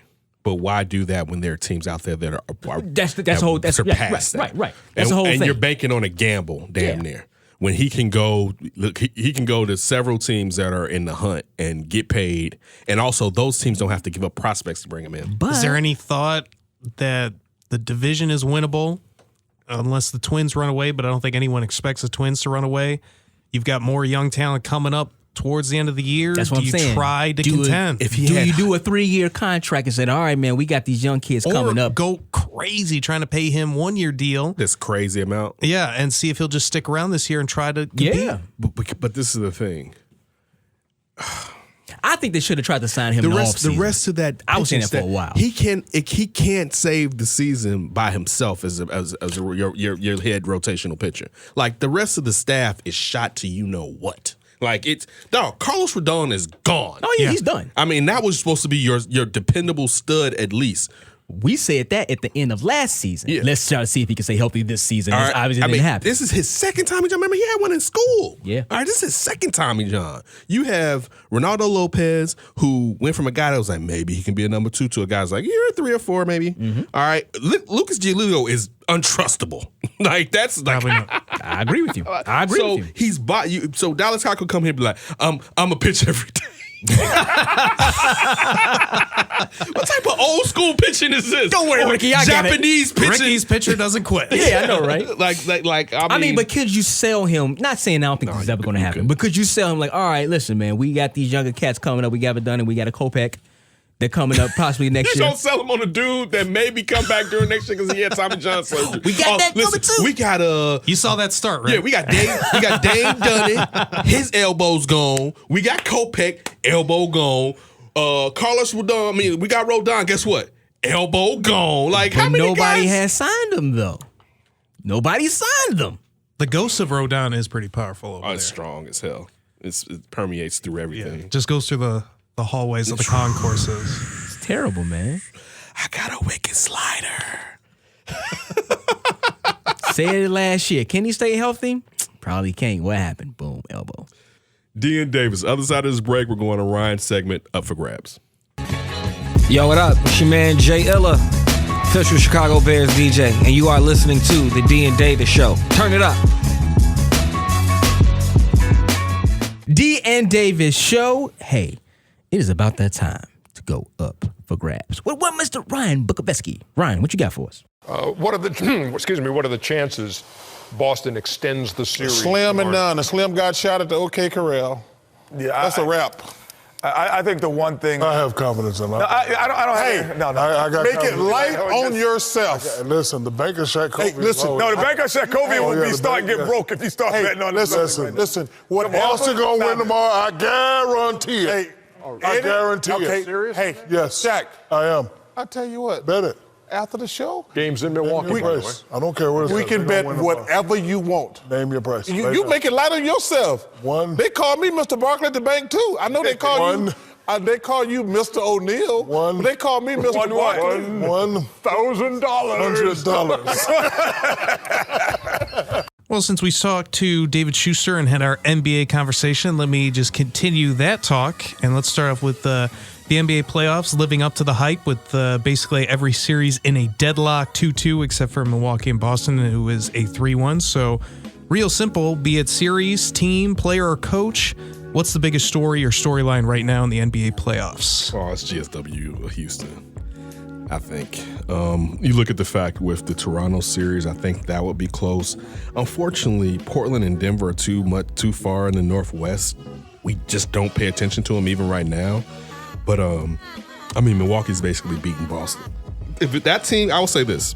If Milwaukee and Boston was tied up, it'd almost be equal. It still wouldn't be equal to GSW and Houston. And seeing them run it back from last year when Chris Paul's injury seemed like it could have taken away them from finally making it to the finals. Yeah, no, that was the last year's Western Conference Finals. I definitely agree with you with the series. Just the story itself, I say too. Just look at just more of the bouquets getting thrown at Giannis. I mean, he just looks unbelievable. Unbelievable. And then head out west, what KD is doing. It's unbelievable. It's the one key word for both of them. Unbelievable. How the simple fact of, yes, Houston and Golden State is tied up. My God, if KD was not there or KD wasn't having this kind of a stretch, and he knows he hasn't played as well, if he wasn't playing that, man, Houston probably they'd be up 3-1 and probably swept the way they've been playing. The way they've been playing. So that'll be my takeaways. Mine, I will stick with Milwaukee and Giannis, I guess specifically. I'm surprised how easy they've looked ever since that Game 1 loss to Boston. It just like light switch turned on. They just started hitting some shots, and Giannis became as unstoppable as ever down low. And suddenly that series is just over. And I was with you, Ken. Boston's so talented. I thought, man, they are going to come. Two things we haven't mentioned. Giannis, one, of course, but coaching. Yeah, that's true too. Budenholzer got back to because what they weren't closing out well. They weren't hustling as far as doing what they need to do with a team that only has one super talented player. You have to do the little things. Budenholzer told them, "Look, this is what you need to do: close out, get to your man faster." They've been doing that. Even get out to the line when Giannis is penetrating, getting down to the hole. Get out there. They've been doing that. When you look at Brad Stevens, because he's not getting hit up, but I will hit that ass up and let you know. Kyrie is a blah, but Brad Stevens has been underperforming this whole season, and he's gotten a pass. That's when it goes back to knowing your roles. Just know your role and play your role correctly, and then you can succeed. In Milwaukee right now, everybody's playing their role, and they're the number one seed overall for a reason. And with that role, Chris Middleton really showing up in this series. Yeah. Looking like number 2. That too. Money's a good motivator. Like Schuster said, money talks. Swish. And speaking with Schuster, 5 mil more. We also had a good Cubs conversation with them, and the Cubs had a terrific weekend, sweeping the Cardinals and taking over first place. That should do it. Cardinals make a little noise in the ninth with the back-to-back homers, but it was too big a mountain to climb as the Cubs finish him off and finish a 3-game sweep here at home. Before giving it back yesterday after they lost 6-5 to the Marlins. So my question for you guys, have the Cubs become the favorite in your eyes to win the NL Central? I'm still not saying that. It's Cardinals, Cubs, Brewers. It's just going to be like that. It's going to be one team is going to get the division. It's going to be a wild card team. I think it's going to be a dog race this entire year. Unless if we have all three of these teams stay healthy for the most part, right? No kind of big injuries to any kind of big key players, right? This is going to be a 3-horse race. That's it. And then you just got to see who's able to last at the end of the season. That's it to me. One, out of any on this show and any type of television appearances I've done in the last month and a half, I basically like calm down. The Cubs are super talented. They'll be all right. It's too early in the season. But I'll say this much: I don't know if, and I know they're number one in the NL Central. I don't know if I believe in the Cardinals. Well, but maybe I should, because Goldschmidt isn't hitting, and they're where they're at. But still, with a new manager from being brought in last year, and knowing what the Cubs have at manager, and also Milwaukee has, I'm going back to the coaching or whatever. And Milwaukee, I mean, what happened when Yelich comes? Like like that. So me personally, I think it's a 3-horse race. I'm not going to discount the Cardinals, but I would lean closer to the Brewers and Cubs. I mean, it could be like that, but no, I cannot say, especially when we're talking about the bullpen woes. And yeah, the pitching staff is pitching better, but Darvishing. They need to make a trade for bullpen. And what happened? Look, what happens if and it probably will. One of these starting pitchers gets a tingly arm. And I'm not saying this is going to be where their season's over, but usually you're not going to have guys just make it the whole. Look at their pitching staff last year and what took place. Yeah. So I can't say that any team, and it just goes to how competitive the NL Central is, but I can't make a proclamation on who's going to win it. I think if I had to give a slight favorite, I would go with the Cubs because I look at their roster compared to the other two, and I think they have a little bit more talent. They do. And I would say they do. It's considerable enough where you say the Cubs have the most talented roster of the teams in the NL Central. Now, the bullpen is a problem. I was going to say, Milwaukee and bullpen, you don't think of, I mean, in this I think it's MLB close, now. But I don't to me, with Milwaukee and the Cubs, Milwaukee has the bullpen, but they don't have any starting pitching. Cubs at least have starting pitching. They'll go out with they'll go pay Dallas Keuchel. Maybe they paid will. Gio Gonzalez though. Yeah. They went and paid Gio. Just paid him what, Ryan? But this is Milwaukee. This is Milwaukee. It's $5. They didn't want to trade for Quintana. They didn't want to go after some of these top names. They want to keep their pipeline in order. And look what they did without Quintana last year. But that doesn't mean that they're going to go get a free agent, though. Well, see, the thing is, too, you just mentioned trade for Quintana, meaning they will have to give up prospects, right? You can sit there now, and again, a team like that in a small market, it's July 15th, or no, it's July 3rd, basically. And you're like, man, what are we going to do? Keuchel's still out there. That pro rating, that's not 17.5 now. That's closer to like $7-8 million. I was going to say $8 million. Yeah, $7-8 million. Can we go out there, bring him in? Now he's going to be healthy, we would think, in some Roger Clemens style Yankees from a decade or so ago. He's in the box. Roger's in the box. But is it going to be a situation similar to that? So I would think for them, since they wouldn't have to give up prospects to do it, I mean, they're a team that will make that move, I think. So they might. Yeah. I don't disagree with you that they would maybe do that. They haven't done it yet. Yeah, but we haven't seen that front office. It's not June or July yet. Yeah, but I'm saying this front office, when have they ever paid for pitching? Huh? They don't do that normally. If it's really cheap, they will. Maybe if they see themselves, maybe they have a good cushion. If it's possible, they have a good cushion, and he's still out there. Is Cuba's still out there? If Dallas still out there, maybe they go ahead and make that move then. $8 million isn't a lot. Like when you're saying that, for instance, we're not talking about a long-term deal. We're talking about, hey, do you want to play again this year to get your name back out there? So one, you can show that your value is still valid, because Keuchel isn't going to get the deal that he wants. Oh yeah.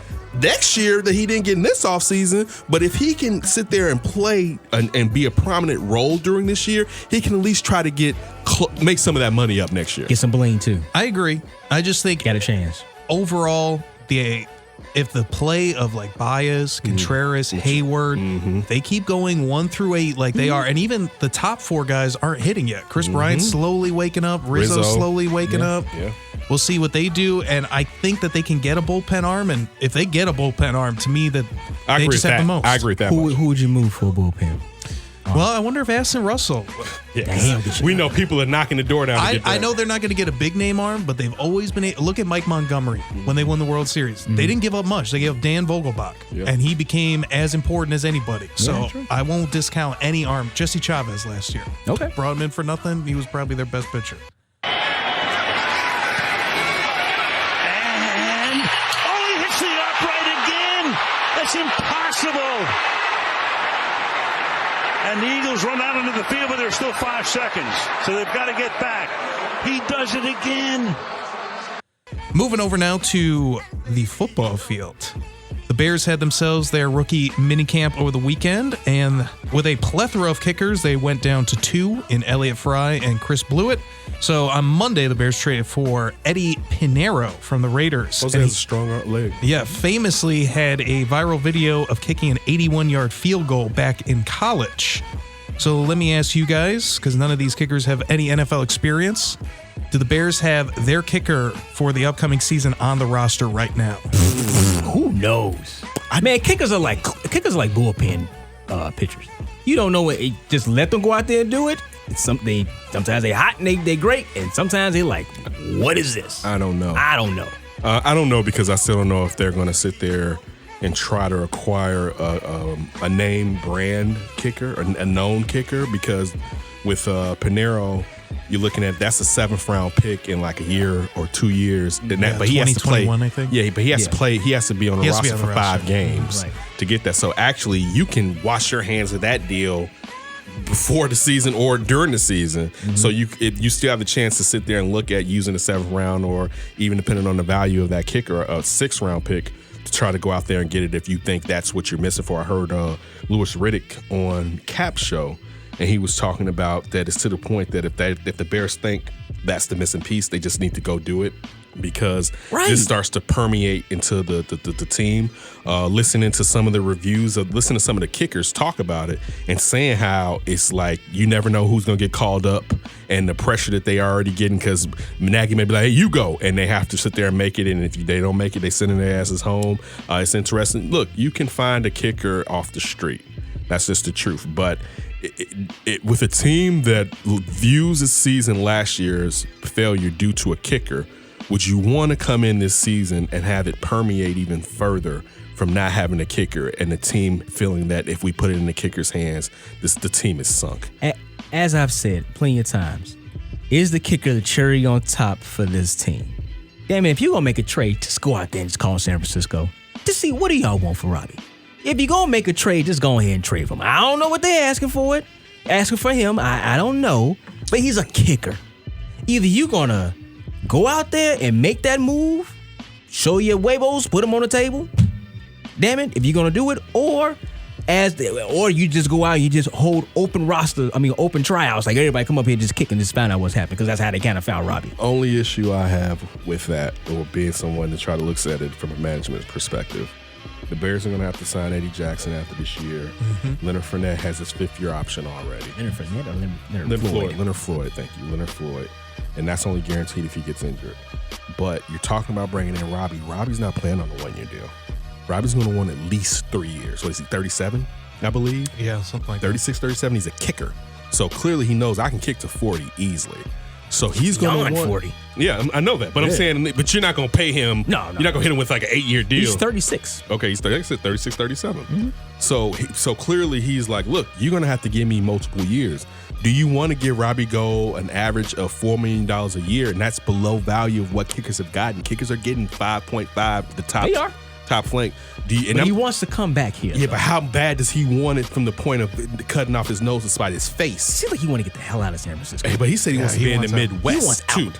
So if the Vikings are like, we give you this money, and they need him, you can go home. You can go home a couple times. Oh, you're good. We played against you. We know you, Robbie. We're tired of this washed up cowboy. Yeah. So my thing is looking at the cap situation. I don't think Bears fans are paying attention, but I could play devil's advocate with that and saying that we know in a few years some good players are going to have to be released, and you're going to have to build through the draft, and they shouldn't be high draft picks as far as in the first round or any round. It'll be the lower picks in that round. Should they just go all out for it now? So it's kind of it's a catch-22 in a way. NFL, you gotta strike while you're hot. But again, you can find a kick. So you can find a kicker.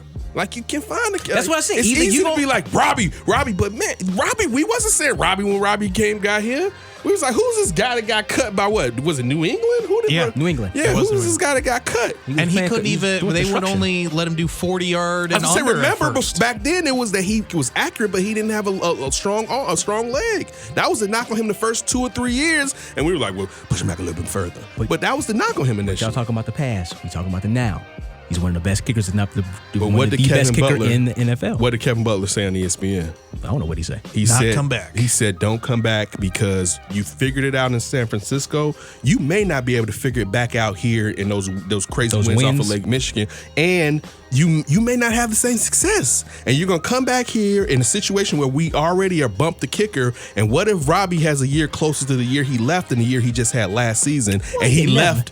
But I'm just saying he left a team that it was his, basically, that's you the man to come here, and it may not click again. He was basically like, you can never go back to the past. Well, I'm sure Robbie is looking at like, listen, I want to go back home.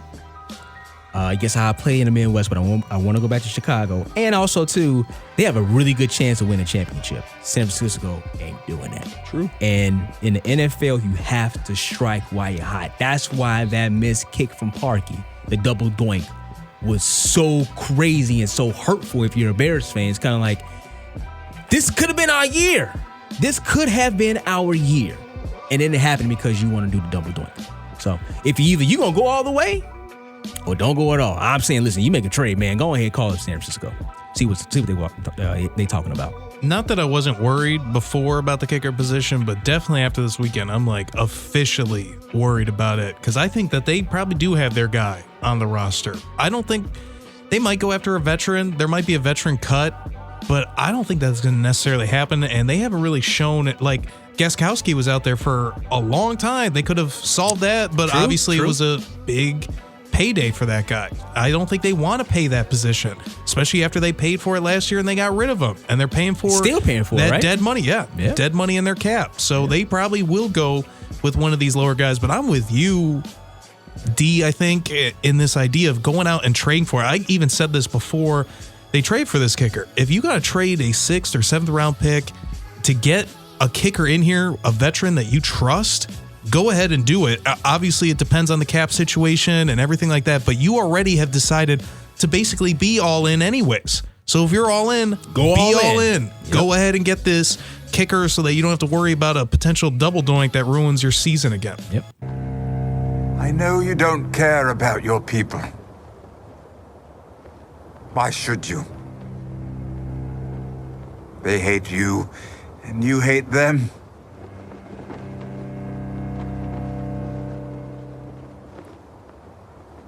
You're not a monster.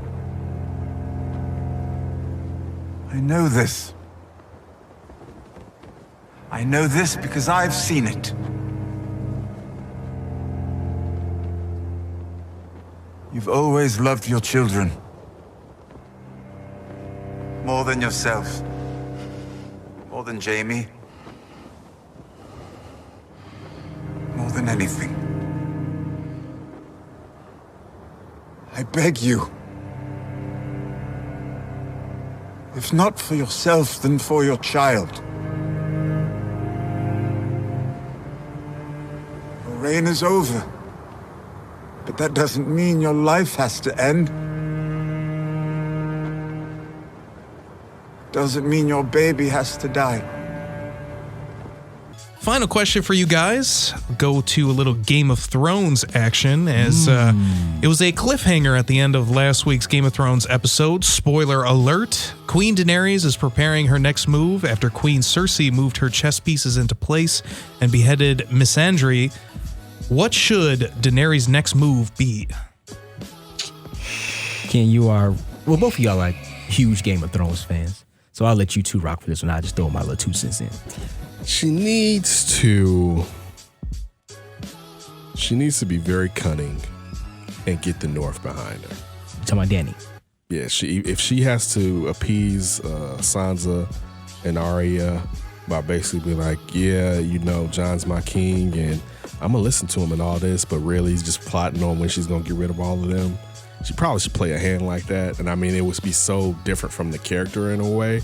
Dany usually falls and then she does the right thing. And sometimes it's by her own fruition instead of listening to other people. So when she came out and told Jon, man, don't tell nobody. It was like, damn, Dany, we living like that in the streets right now. She got pretty forceful with it, though. And of course she did. She wasn't playing. Don't open your She mouth. lost 2 dragons for... Dog, if you lose 2 dragons for somebody, you're not going to be playing when you talk to them when they talk about unraveling everything you've done. It was like, dude, I had the Dothraki, I had the Unsullied, I had 3 dragons, right? And I come up here messing with you. And you ain't even had nobody... How many people you had before I got here, right? No, about 500? The Wildlands. Little girl had... More of my girl had 60 men, right? Like, she was only rolling with 60 cats. Right? Like, dude, I'm out here. Listen. I'm out here with dragons. First of all, I care for the colored people, and y'all hate them up here up north. And then, Jon, your idea, you killed half of my Dothraki and half my Unsullied. All right? Where the light go? Where all the fire go? Like, so... Where's all these Southerners that we can sacrifice? Yeah. So, my thing would be for... I mean, I guess Dany has to follow her heart. I mean, I think that's what I hate the fact that they're setting it up and it's really chauvinist how it sets up, because it's like, if a woman rules, it's an issue with that. I mean, and even though I know it's being truthful to the times then and the times now, all right? That's just the times now. We haven't had a woman president here in America. So let you know, like, it's just, that's not for a quinky dink. That's how people are voting, not necessarily with what the candidates are proposing, but they're voting off of quote unquote what they believe their ideals are. But Dany has to follow her heart, and even though what the writers are doing right now, who knows? I mean, it's kind of like, huh? Like the dragon's sitting there flying in the sky, and he first of all they told Dany, hey, you let that dragon chill out. Let everybody needs to rest, Dany. Like, that's what Sansa did. You need to slow down, sister. I'm telling you, right? No, I came up here to do this. Now y'all want to chill out? No, when I got up here, y'all talking about turn up. Now y'all want to relax? And took Rhaegar up there. And I mean, the first arrow was like, whoa, damn! Hit him in the chest. It was like, and then when they hit him in the throat, it was like, no! It's like this in the streets. It was just like, dude, nobody. I had the same reaction. Yeah. But see, I'll tell you another interesting My reaction thing. was, damn. I wonder, and they may not tell us since it's only 2 episodes left. Who are the ravens that Cersei had to tell her exactly what was going on? Because she knew. Oh, they hurt like this? Oh, the dragons, let's hit them now. Oh, who's the snitch? Is there a snitch? Is there a snitch in the camp of Is there Team a snitch, or is it a situation where just naturally how we always knew there's spies?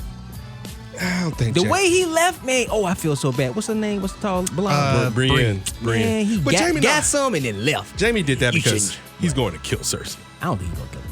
Well, I think that's what this is what I'm saying. It's 2 on the nose. No. This is the thing. I'm not saying he will. I'm saying why he left. He told Brienne that, but he left because when he heard. He didn't say like, I'm about to go off this chick. No, but he's not. When you could tell by his reaction, what he heard was like, you know what? I didn't do what I should have done. I should have stopped this. I'm up, is what his reaction was like. This was on me. I've been an enabler. I need to stop it. And then he basically did one of those moves with Brienne where it's like, because Jamie knew he gonna die. So he's not gonna be like, I love you and forever love me. After he took her virginity, he gonna be like, nah, I've done some foul stuff. Like we seen that trope before. I'm a terrible human being. I crippled the kid. Like he's trying to make her not like him because he's like, break away from me because I'm on the suicide mission. And I also felt like he was like, and that robe was pimping that she had on, and I was like, oh my goodness. Where you going, baby? You about to leave it now? Did you also get the feeling like, because he was like saying how hateful Cersei is? I almost got the feeling he's like, everyone's been talking about this Lannister down King's Landing, not talking enough about this one right here. Almost like I'm riding up because I need to get my name back in track. I didn't get that, but I still, you got to remember who he was. I mean, he was one of the fiercest swordsmen in the realm. Yeah, he was saying like how he would kill everybody for Cersei. But see, I think also it goes back to what Tyrion said to him when Jaime was like, yeah, Cersei tricked me too. And Tyrion stopped and looked at him when he was going to say, he's like, he ain't trick you, MFer. You knew her and you was cool with it, right? When are you sleeping with her? Yeah, I think it goes to that where Jaime is facing the fact that, you know what, I've been cool with this messed up stuff for a long time, and I need to do something about this. That's okay. All right, you looking at it from an optimist. I'm not looking at it. I'm looking at it as a person that follows the show. No, I don't know. I think it'd be too on the nose if he goes in and kills Cersei. I don't know what he's going there for, but I think it'd be too on the nose. I think it's just too much of a tell if he does it. So my viewpoints of this. I think Danny, and I would love to get y'all thoughts on this. I think Danny knew that Jon was going to tell his sister, cousins, that he was the rightful heir to the throne. I think she's playing him because based off of how she saw how they all reacted to him after the war, and she made Gendry. Yeah, he made him the lord of someplace. Storm's front or Storm Chaser? No, it's Storm's. That's Thor's hammer. Storm? No, it's Storm Chaser. Yeah, that's right. There you go. All goes back to Endgame. Was it the hammer or was it the axe? I think, it's kind of like a hammer axe. But anyway, that's that point. She made him like, say, hey, you can be the Lord. And she reached down to, she leaned over to Tyrion's like, well, you ain't the only clever one. I think she got something up because I think her love for Jon is somewhat there, like Storm's End. Like, yeah, I mess around with you, Targaryens. That's what we do. Push comes to shove. Exactly. Throne over Jon. A foot in the back. Like, get out of here. But I think she's playing him a little bit. That's just my opinion. I love the episode though. The episode was really, really good. It got back to the politics, if you want to say, of a Game of Thrones. The way it ended. Man, that was straight. You don't like the way it because they killed a little girl? You chopped the head off? Is that the way? Or what? What is it? I already seen the racism in this already up north. I know that was down south. But I know how they do. Not that I know south. how they living in Westeros. All right. Listen, Cersei already said, like, listen, you can kill all of them, but it's gonna make them look bad if you kill all the people. So, yeah, I don't want people around me. It's just it's haphazard how they're ending this. It's not terrible, but it's like, y'all, listen, you should have took another year to do this. To be honest, if this is how it's ending, like for this, because this dog, the dragon is y'all hardcore. The dragon fans, is flying in the sky, right? Like, what's wrong with that? Because wait. You saying the angle of the shot, like how they did not see that? They was on all he had to do was turn to the left. I want to say he had to bust a left. You're like, all he had to do was like, you had to look around the horizon. Yeah, and dude, how long? This is another thing. Those ships didn't just appear out of a wormhole. It wasn't like Swarm Drive. But when they around, if you want to see the corner, when like they around something, and then they came out to the open. Wait, hold on. Hey, listen, I'm just a fan. They got jets. They got jets on the back of them joints. What you mean? You know how long it takes for a ship to get in position? Getting in position that you telling me at no point nobody was like, like nobody. And that's so annoying because in the other seasons before, they would account for that. Mm-hmm. That was a thing. Like this ship was taking its correct amount of time. Yeah, but it's Hollywood now, y'all. I know. It's a TV show. So no, it's But I'm with you. I think Daenerys, she needs a really cunning move because that.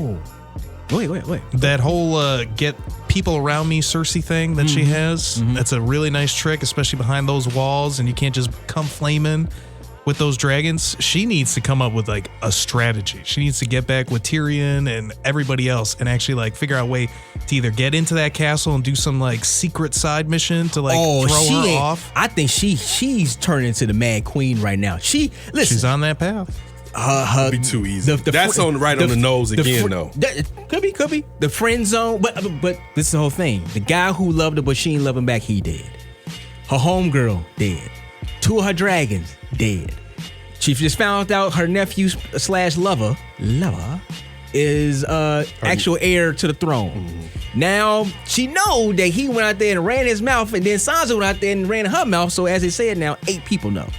It's layers upon layers upon layers that's getting her to the point, which it could be on the nose, but it's getting so to now on the nose is cool when you want to use.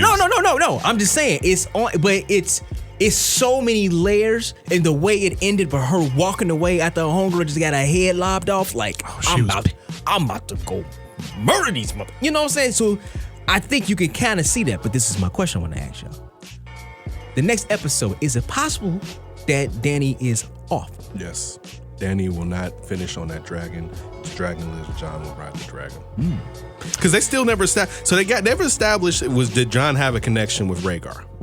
So Rhaegar is when it's dead, right? Mm-hmm. Yeah, they never established that, but we know he can ride a dragon. But I think Jon's gonna die too, so we have to worry about it. Yeah, but I think Jon. I don't know who's gonna live longer. Let me say that. Okay. I can't be sure. I know neither one will rule on an Iron Throne. I know that much. My pick, I predict is gonna be Sansa. Yeah, I think most people predicted Sansa. Really? Yeah. I went Tyrion. Really? Nah, it's gonna be Sansa will either be the king or the queen, or she will be the next hand. But Sansa will. Okay. She will. I mean, it's clear that most of these things that we all see. Go back to the Avengers. With storytelling, it's always, let's bring it back to the beginning. Tony Stark's I'm Iron Man. It's always going to go back to Sansa was a silly little girl, and she learned from Cersei, and then if her storyline's complete like that, she takes over Cersei. Her beginning character was, I want to be a princess, and I want to live in the castle. Mm-hmm. She learned what that's like. Real talk. She's not a little bird no more, right? The fairy tale glasses are now gone, and she realizes like, oh, this is some real stuff. And now, as we know from what Arya says, she's one of the smartest people in Westeros. Yeah. Listen, her conversation with the Hound was great. Yeah, he was like, man, if you would have came with me, you wouldn't have to worry about that. The Clegane Bowl is setting up real nice. What is it called again? The Clegane Bowl. Oh, you talking about the Hound versus the Mountain? Hound versus the Mountain. That's not in the book though, right? No, the book hasn't come out. Written. Doesn't come out. Okay, all right. All right, right after this break, we're going to talk to LaMond Pope from Chicago Sports, break down a little bit of the White Sox and maybe a little indie football. And that may lead to the Bears with some of the acquisitions they had in the undrafted players. Dean Davis Show. What's up, Chicago? This is Chris Sosa from Red Eye, and you're listening to the Dean Davis Show. D and Davis, and right now on the line we have LaMond Pope. You can follow him at Chicago Sports for his writing on Notre Dame football and also the White Sox. First, we're going to get into the White Sox. So how you doing, LaMond? How's that Sox beat right now? Oh, I'm really enjoying it. Yeah, nice. Able to hop on a couple weeks ago, and it's been a blast.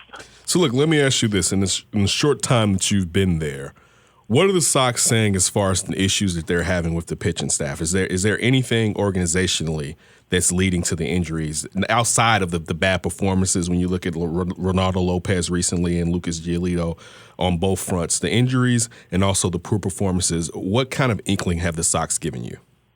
Yeah, I mean that's the biggest thing, particularly starting pitching. I mean that's been the biggest issue. You mentioned the injuries. You lose Carlos. Possibly with the Tommy John. They're kind of waiting to see what the report's going to be off of that. And then obviously the guys that you lost previously, and that's the big hang up. How can they get any length out of their starting rotation, and how can they kind of further develop the guys that they've had to bring on up to help on out as well? And so the big issue, you're going to have to try to rely on a Nova. You're going to have to try to get more out of Giolito. He pitched well on a Tuesday night against Cleveland. Nova pitched well Monday night against Cleveland, and so those are some signs that you might see some positives. But it's a long way to go, particularly with this with the way that the starting pitching has performed so far to date. Dean Davis recording out of 6-7 The Score right now. We're online with LaMond Pope. Follow him at LaMond Pope. LaMond, let me ask you this real quick. Watching the game last night, I saw an issue, a base running issue, and you would think, and some people have always kind of poked holes as far as Ricky Renteria, but with such a young team, you would think the fundamentals would be something that they accentuate. And it was Garcia basically running out a run, and then you had Moncada on second getting tagged out. Have the Sox said anything about trying to raise these young players up right and make sure they know the fundamentals on top of all the talent that they have? Oh, I mean, that's part of this growing process, right? I mean, there are going to be a whole lot of growing pains, and that's definitely one that you mentioned there. I mean, you're going to take some lumps, there are going to be some mistakes along the way, and then, those are the opportunities when you make those type of mistakes to kind of learn from them as well. And so, I think the fact that these guys are so young and that there's going to be some guys, there's going to be some growing pains, as we've noticed throughout the season so far. And so the big thing is, if you make those type of mistakes, learn from them and then kind of move forward after that. LaMond, one player obviously that's been on everybody's radar here locally and nationally, that'd be one Mr. Tim Anderson. Just the points of what you think kind of, turn the season around because he had a hot season, but coming from last season to this season, just what's propelled him to be like, I think he was player of the month last month. Yeah. So I think a couple of things. One is just, more experience under his belt. That was one thing that Ricky Renteria has mentioned on a couple of occasions. Just having that extra year of experience now, being a little more familiar with things, being a little more comfortable with things, and that can go a long way. But kind of with the previous question, learning from the previous year and now applying it to this season. And then he said the off-season work that he put on it, and it's shown. I mean, he's been able to produce in a variety of ways. He's hit some home runs. He's stolen some bases. He's been the spark plug for the team throughout the month of April. Real quick, with Tim Anderson, is there anything that he noticed while he's up at the plate that pitchers were doing that now he's able to overcome compared to what he did with the past, again, with experience? Yeah, it's a game. Obviously, it's a game of adjustments. That's one thing that he said. He said, he's made some adjustments at the plate. He expects the pitchers to make some more adjustments at the plate, to kind of combat that. He kind of had some struggles there in the Boston series, but he bounced on back and had, I think, a couple hits in the first game last night against Cleveland. And so it's a constant. That's the thing great about baseball. It's going to be a constant game of adjustments. Tim performed really well. I think 20 of the 23 games throughout March and April, he had a hit, and so and that sort of speaks to the off-season work that he was able to put on in, and it showed throughout that opening month. I think you said the same thing about Moncada, man. That home run last night, he destroyed it. So similar thing. Yeah, very much so. I mean, obviously, with Moncada, the case is, good things tend to happen when you make contact, right? Obviously, he had a ton of strikeouts last season. He's been able to cut that down so far, and so being able to not only make contact, but then like you said last night with the long home run as well. Just being able to make good, solid contact, and it's one of those experiences. It's one of those situations again where someone took those experiences, took those struggles from last season, learned from them, and has been able to adjust and adapt and have had some success so far this year. D and Davis Show, recording right here at 670 Score. Online with us right now, LaMond Pope. Make sure y'all go out there and follow LaMond on Twitter at LaMond Pope. And sticking with Moncada, but going to another question. It was I think he hit a double last night, and the third base coach sent the runner that was in front of him. I forget who it was, but he tagged out. But I think even in the Boston series, it was a play where... That's the play that I was talking about. Yeah. But what I was trying to get to when I asked is the aggressiveness that we're seeing from the team, running the bases, just playing in general. Is that something that Ricky's really pushing the team to do, to just play more aggressive? Yeah, I think I remember playing the Boston series where, when I saw it, I thought it was kind of a questionable send. But when you're in a situation, particularly in that Boston series as well, when you're kind of when the pitching staff is going the way that it's going, you know that every run counts. You know that you might need to force things, might need to go an extra 90 bases just to kind of, generate an extra run to kind of force the hand for the opposition, and hope that they might make a miscue on the relay throw or something of that nature.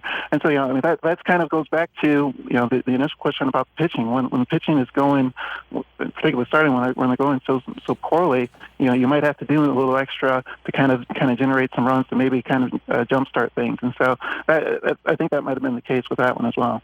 Dan Davis on the line right now. We have LaMond Pope. Follow him at LaMond Pope. He writes for Chicago Sports and also LC News Sun Sports.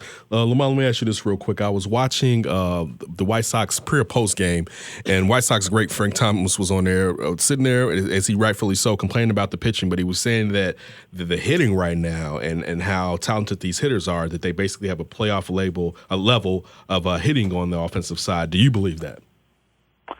Well, you take a look. I think 1 through 5. The general guys that have batted 1 through 5 in the lineup throughout most of the season, all those guys are like 280 or above. And so, that when you're getting that type of production at the top of the lineup, whether it's, obviously Abreu's been tearing it up as of late. Obviously, we talked about Anderson and Moncada. Garcia at the top of the lineup is performing pretty well. And then James McCann's been a big addition coming over from the Tigers. And so when those guys at the top of the lineup, they're producing. I think they entered the day third in the American League in batting. So that's you can't really ask for more than that out of an offense. It comes back to that pitching.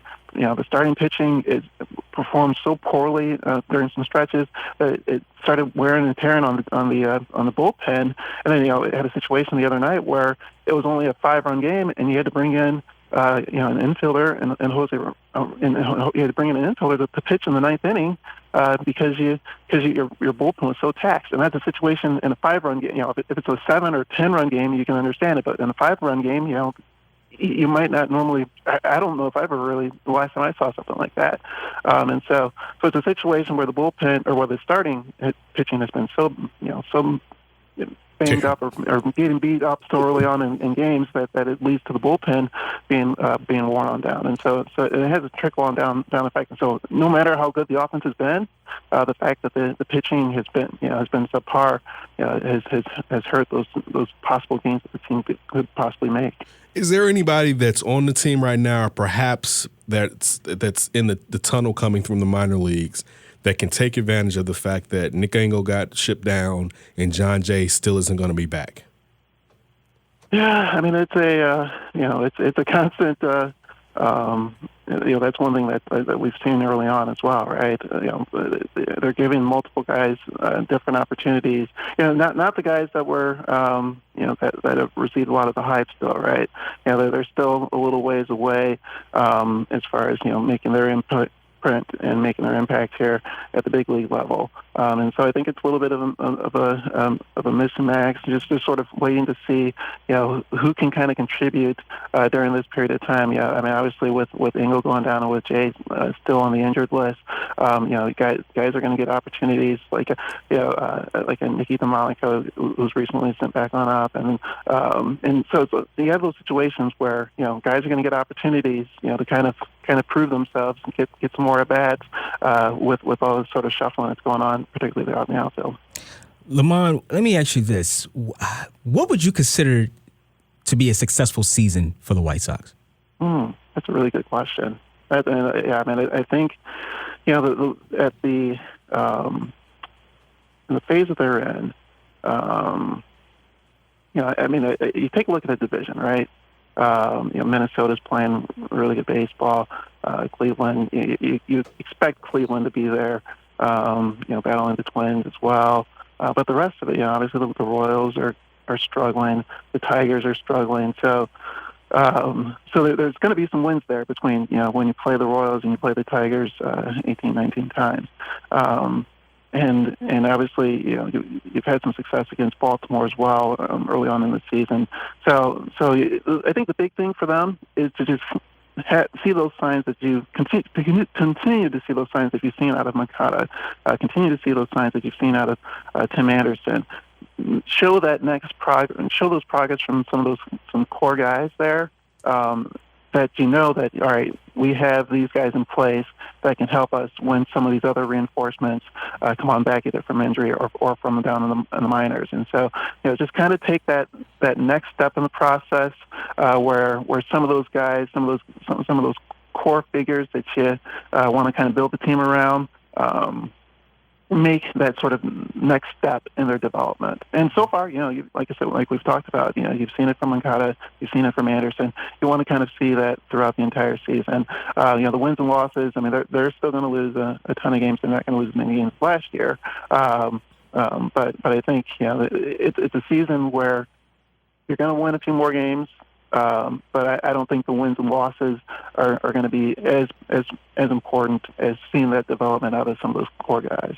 Dean Davis on the line right now, recording out of 670 The Score. LaMond Pope, follow him at LaMond Pope. He covers Notre Dame and also the White Sox. I got to get to some ND stuff and some Bears stuff before we let you go, LaMond. You posted on your timeline, Riley Mills is going to Notre Dame, the 4-star defensive lineman out of Lake Forest. What can they expect up in South Bend from him? Yeah. I mean, he still has a senior season to go playing over at Lake Forest, but the number 2 ranked recruit in Illinois, and so and Notre Dame has done a really good job developing those defensive linemen. I mean, obviously Jerry Tillery being a first-round draft pick this season with the Chargers, and then you'll have guys coming back for their senior year, and Julian Aquara and Click Kareem, and so those guys can get to the quarterback. Those guys can pressure the quarterback.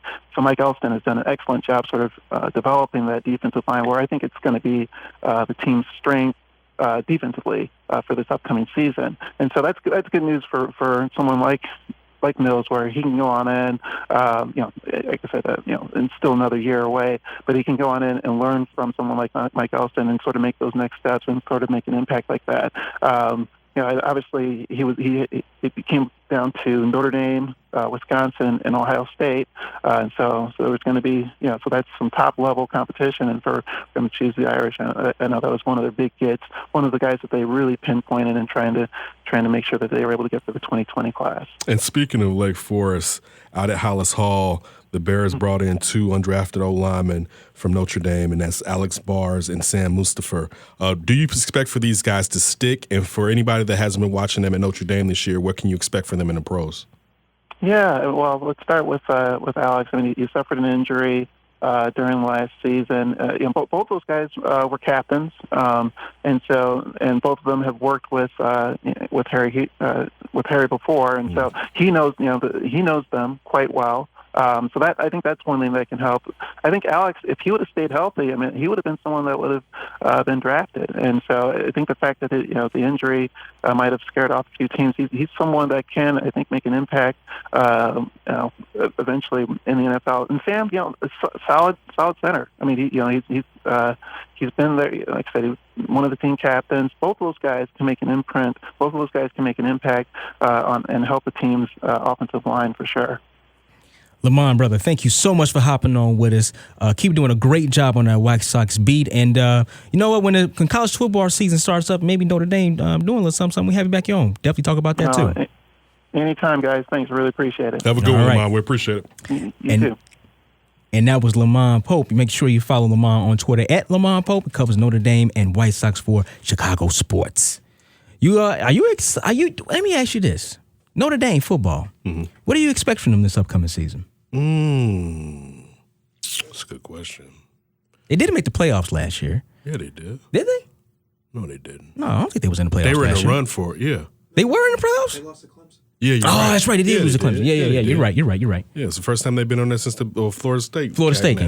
Yeah. So what do you expect from them this upcoming season? I mean, you know what? It's pretty interesting when you ask that because you think about Kelly, and before last season, it was like, should we run his ass out of here again? Mm-hmm. And then he came back and had that season. I mean, if the talent that is funneling through there is as solid as it is, we see they definitely lost some of them. And it's something they've been good at since the Bears took Harry Hestad back. Brought Harry Hestad back. They've definitely had good offensive lines, and as LaMond just told us, they have a good defensive line. If the trenches are good, they should be fine.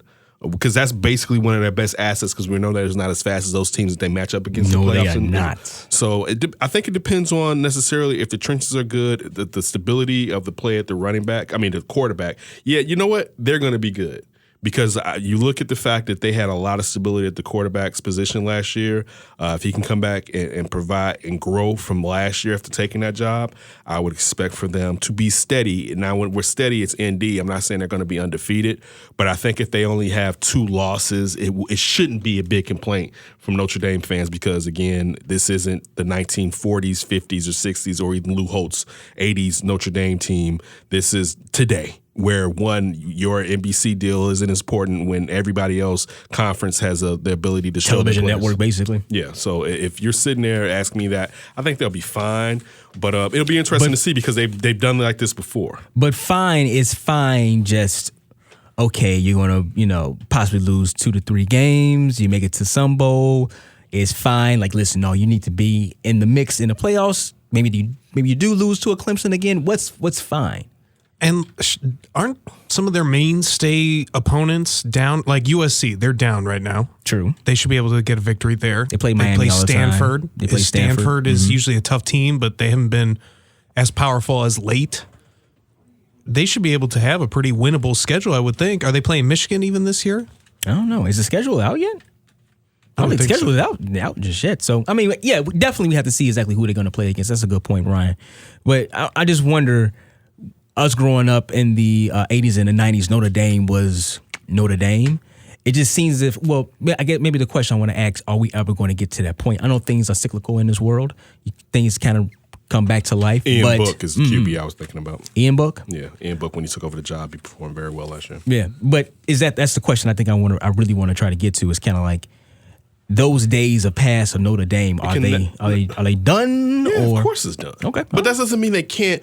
It doesn't mean they can't get a phenomenal enough player and have kind of what they've had in 2 times in the last 10 years, 12 years to get into the playoffs. If they had like a dynamic quarterback, they could overcome some of this, or just like the whip on defense. But see, the problem again, we're talking about speed, and even though what speed has they really been able to get? It's going to be hard for them to get speedy defenders, and I'm really talking about defensive backs.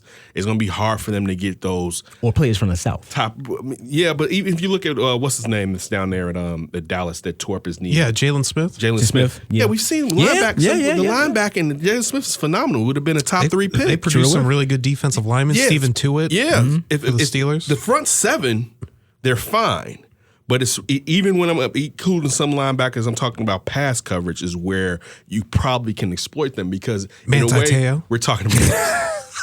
Hey, Meta. Who said that? In a way, we're still talking about kind of a Big Ten style team where they got bruisers and stuff, but can you put up enough speed or can you alter the game plan of these speedy teams? Do you think their fan base is still living in the past? I think most fan bases do that. I think especially in college too. Great point. Because in college, you're just That's in it. your That's alma it. mater. Nostalgia. It's all about the glory days, whatever those were. They were in the 40s or last decade. Nebraska's coming back. But no, that's the question. I'm a Miami Hurricanes fan. It just seems like Notre Dame. I just don't know if they're ever going to be back to what they once were. They probably won't not. be. Yeah. I'm talking about Miami. I mean, that's what I'm talking about. To be honest, if they got that truth of a coach, they could, with the recruiting that they could do, they could get back there. Look, again, Miami has the chance, but I think the problem with Miami, one, the administration does not put into the facilities enough in the past, and they don't back the players like they should. Like they once did. Yeah, but the thing is, with so many schools, one in Florida, let alone throughout the South, it's hard to lock down Miami the way they did in the past years to get all those players to Florida come. International, Florida Atlantic. Yeah, good point. So UCF. UCF. Like it's so many different schools down there. So I think Miami could definitely go for a run again where they win a national championship, but sustain it let's just say sustain it for 5 years where maybe you're in the national championship game 2.5, 3 times. I don't see that happening. I don't think outside of Clemson, as far as when Alabama fades, I don't know who's next up, to be honest with you. No Auburn? No, Auburn will never be that school. But see, that's a good point because Florida, there's just too many good schools. If all the other schools are on their downturn, maybe Miami could. Great point. But But no, no, yeah. Oh, you can say the same thing about Auburn Florida State. will never be like that. Florida State will never be Florida. Florida Right. State That's will what I'm never be saying. Miami. Put it like that. They'll never be. But I'm talking about like how Bowden had them. it, right. Like they'll never you saw how Jimbo left. broke. And went to Texas A&M Right. over Florida State. Yeah. Florida State's supposed to be that blue blood compared to Texas A&M football. But here it goes once again in football. You can kind of say the same thing in NFL, the parody of it. But listen, like Ken brought up, all these schools now damn near have a conference, damn near has a network. You are able to, with the coaching and the way football is played right now with the spread offense, and you just let them go. And man, a lot of teams that you didn't think about once before was like, man, you know what? I'd rather go to that school. And that's a problem for Notre Dame. Because you're talking about a spread offense. It's a problem for everybody except for Alabama right now. Well, I'm talking about and maybe Clemson. It's a problem for teams that usually are big and strong up front, but skill positional wise, you don't get the top talent. Very true. Because it's two things you either have to do. One, you're going to get scored on if it's a proficient offense in the first place. Can you score as much as those teams? Or can you alter and slow them down with significant defensive players? And the chances of them getting either sustainably are slim to none. That was like that Clemson game. They couldn't keep up with them scoring, and they couldn't do anything to stop Nobody them. could. Nobody could. But True. You know, with Notre Dame, that's been their I'm with thing. you.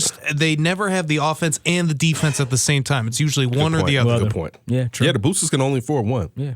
I mean, you have LSU, you have Clemson, you have Alabama. This has to go. This goes to my Tides.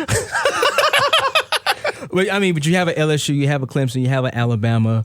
You have those guys be able to stay down south, be able to play. USC is going to be one in the next decade. USC is going to be for a period of time. If they can just get a coach, USC is going to is one of those sleeping giants that are going to run and have over a 5-year span, like we're saying Miami. Urban Meyer, come on down. Oh, look, Ohio State. Think about what's a good point. What's Todd they going to do at Ohio State? Like, what do you go like that? Look. The top flight schools are getting the top players because these boys want to shine and get to the pros as fast as possible, unless someone's playing in their position. And usually we're really talking quarterbacks that are doing the transfers. Listen, if you were an offensive lineman, a defensive lineman, or just in general, as far as depth at your position, it's sad that these coaches still have that much control over you. But we see the quarterbacks. You had Fields leave Georgia to go to Ohio State last year because he couldn't beat out what's the Jake Fromm? He couldn't beat out Fromm. Thought he was going to be out Fromm, and now Ohio State goes from having Haskins leave, and you got a dynamite QB prospect in Fields. All you heard about this huge black kid with a rifle of an arm last year was like, okay, watch him, and that was with Fromm there. People were saying that, and they were taking Fromm off the field to get him out there. So what about Hurts going down to Oklahoma? Right? Am I right about that? Yeah, Hurts going up though. Yeah, he's going up. Or he's going to the side. He's going to the side. Listen, this is going to let us know if Lincoln Riley is the man. If you can take Jalen Hurts, again, watching someone do it, from the little bits we saw when he came in last year at the Georgia game, he showed us that he was better. His passing game was better. He wasn't one look and run type of guy. Listen, man, I can't bet against Lincoln Riley. And again, he did it with better passers, more natural passers in Baker Mayfield and Kyler Murray. But man, with a guy that can run like Jalen Hurts can run and what he wants to prove, man, we shall see. He won't be what they were, but he should be good. I'll say that much. He should be good. Who's really challenging them in the Big 12 right now? Great point. Maybe Texas. You think Texas is taking that next step for real? I don't necessarily think that. And that's maybe. That's a fan base that is delusional.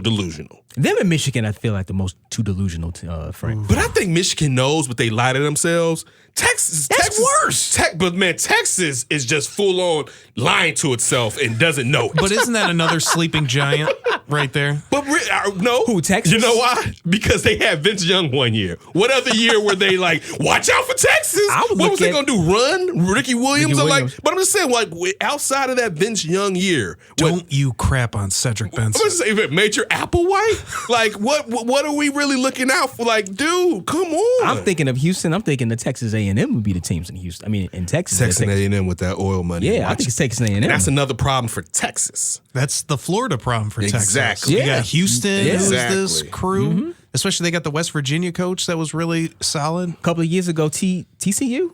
Yeah, TCU was Gary bowling up. Patterson at TCU. Yeah.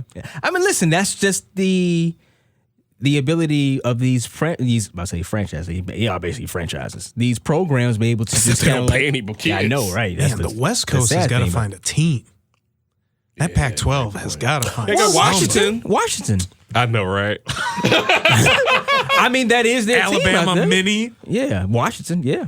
All right, we'll come in here and wrap this thing up, okay? D&. Davis Show. Yo, what's up? This is Rashid Hadi, and you're listening to the D&. Davis Show. Yeah.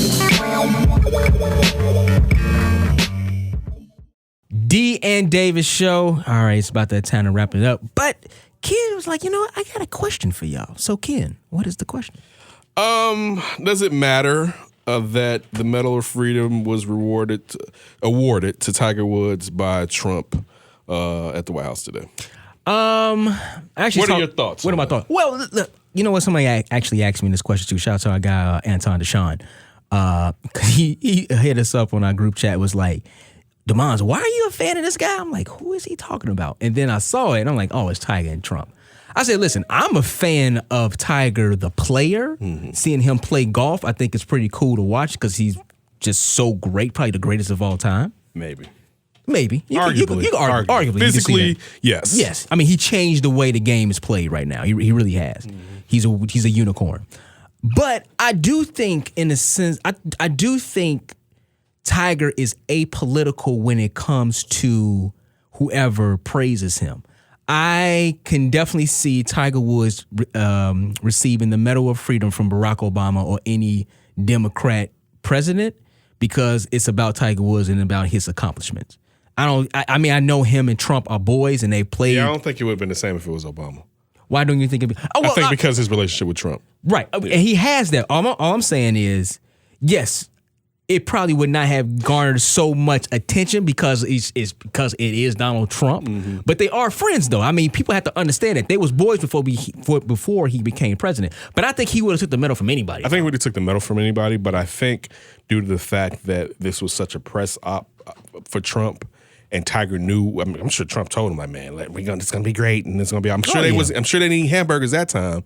But no, they got steaks. I feel like, Tiger would have been cool if Obama did it. First of all, Obama would have said something like some semi-hip, and Tiger wouldn't have known what the hell he was talking about.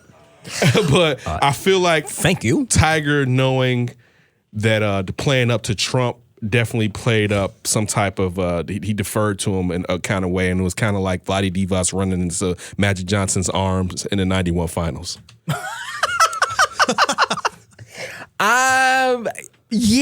Yeah. I mean, the one picture they got when Tiger's like, when President Trump is hugging him and Tiger's looking at him like, oh, thank you so much. Kind of looked like a father to son kind of moment. Yeah. He had the same color suit on, same tie.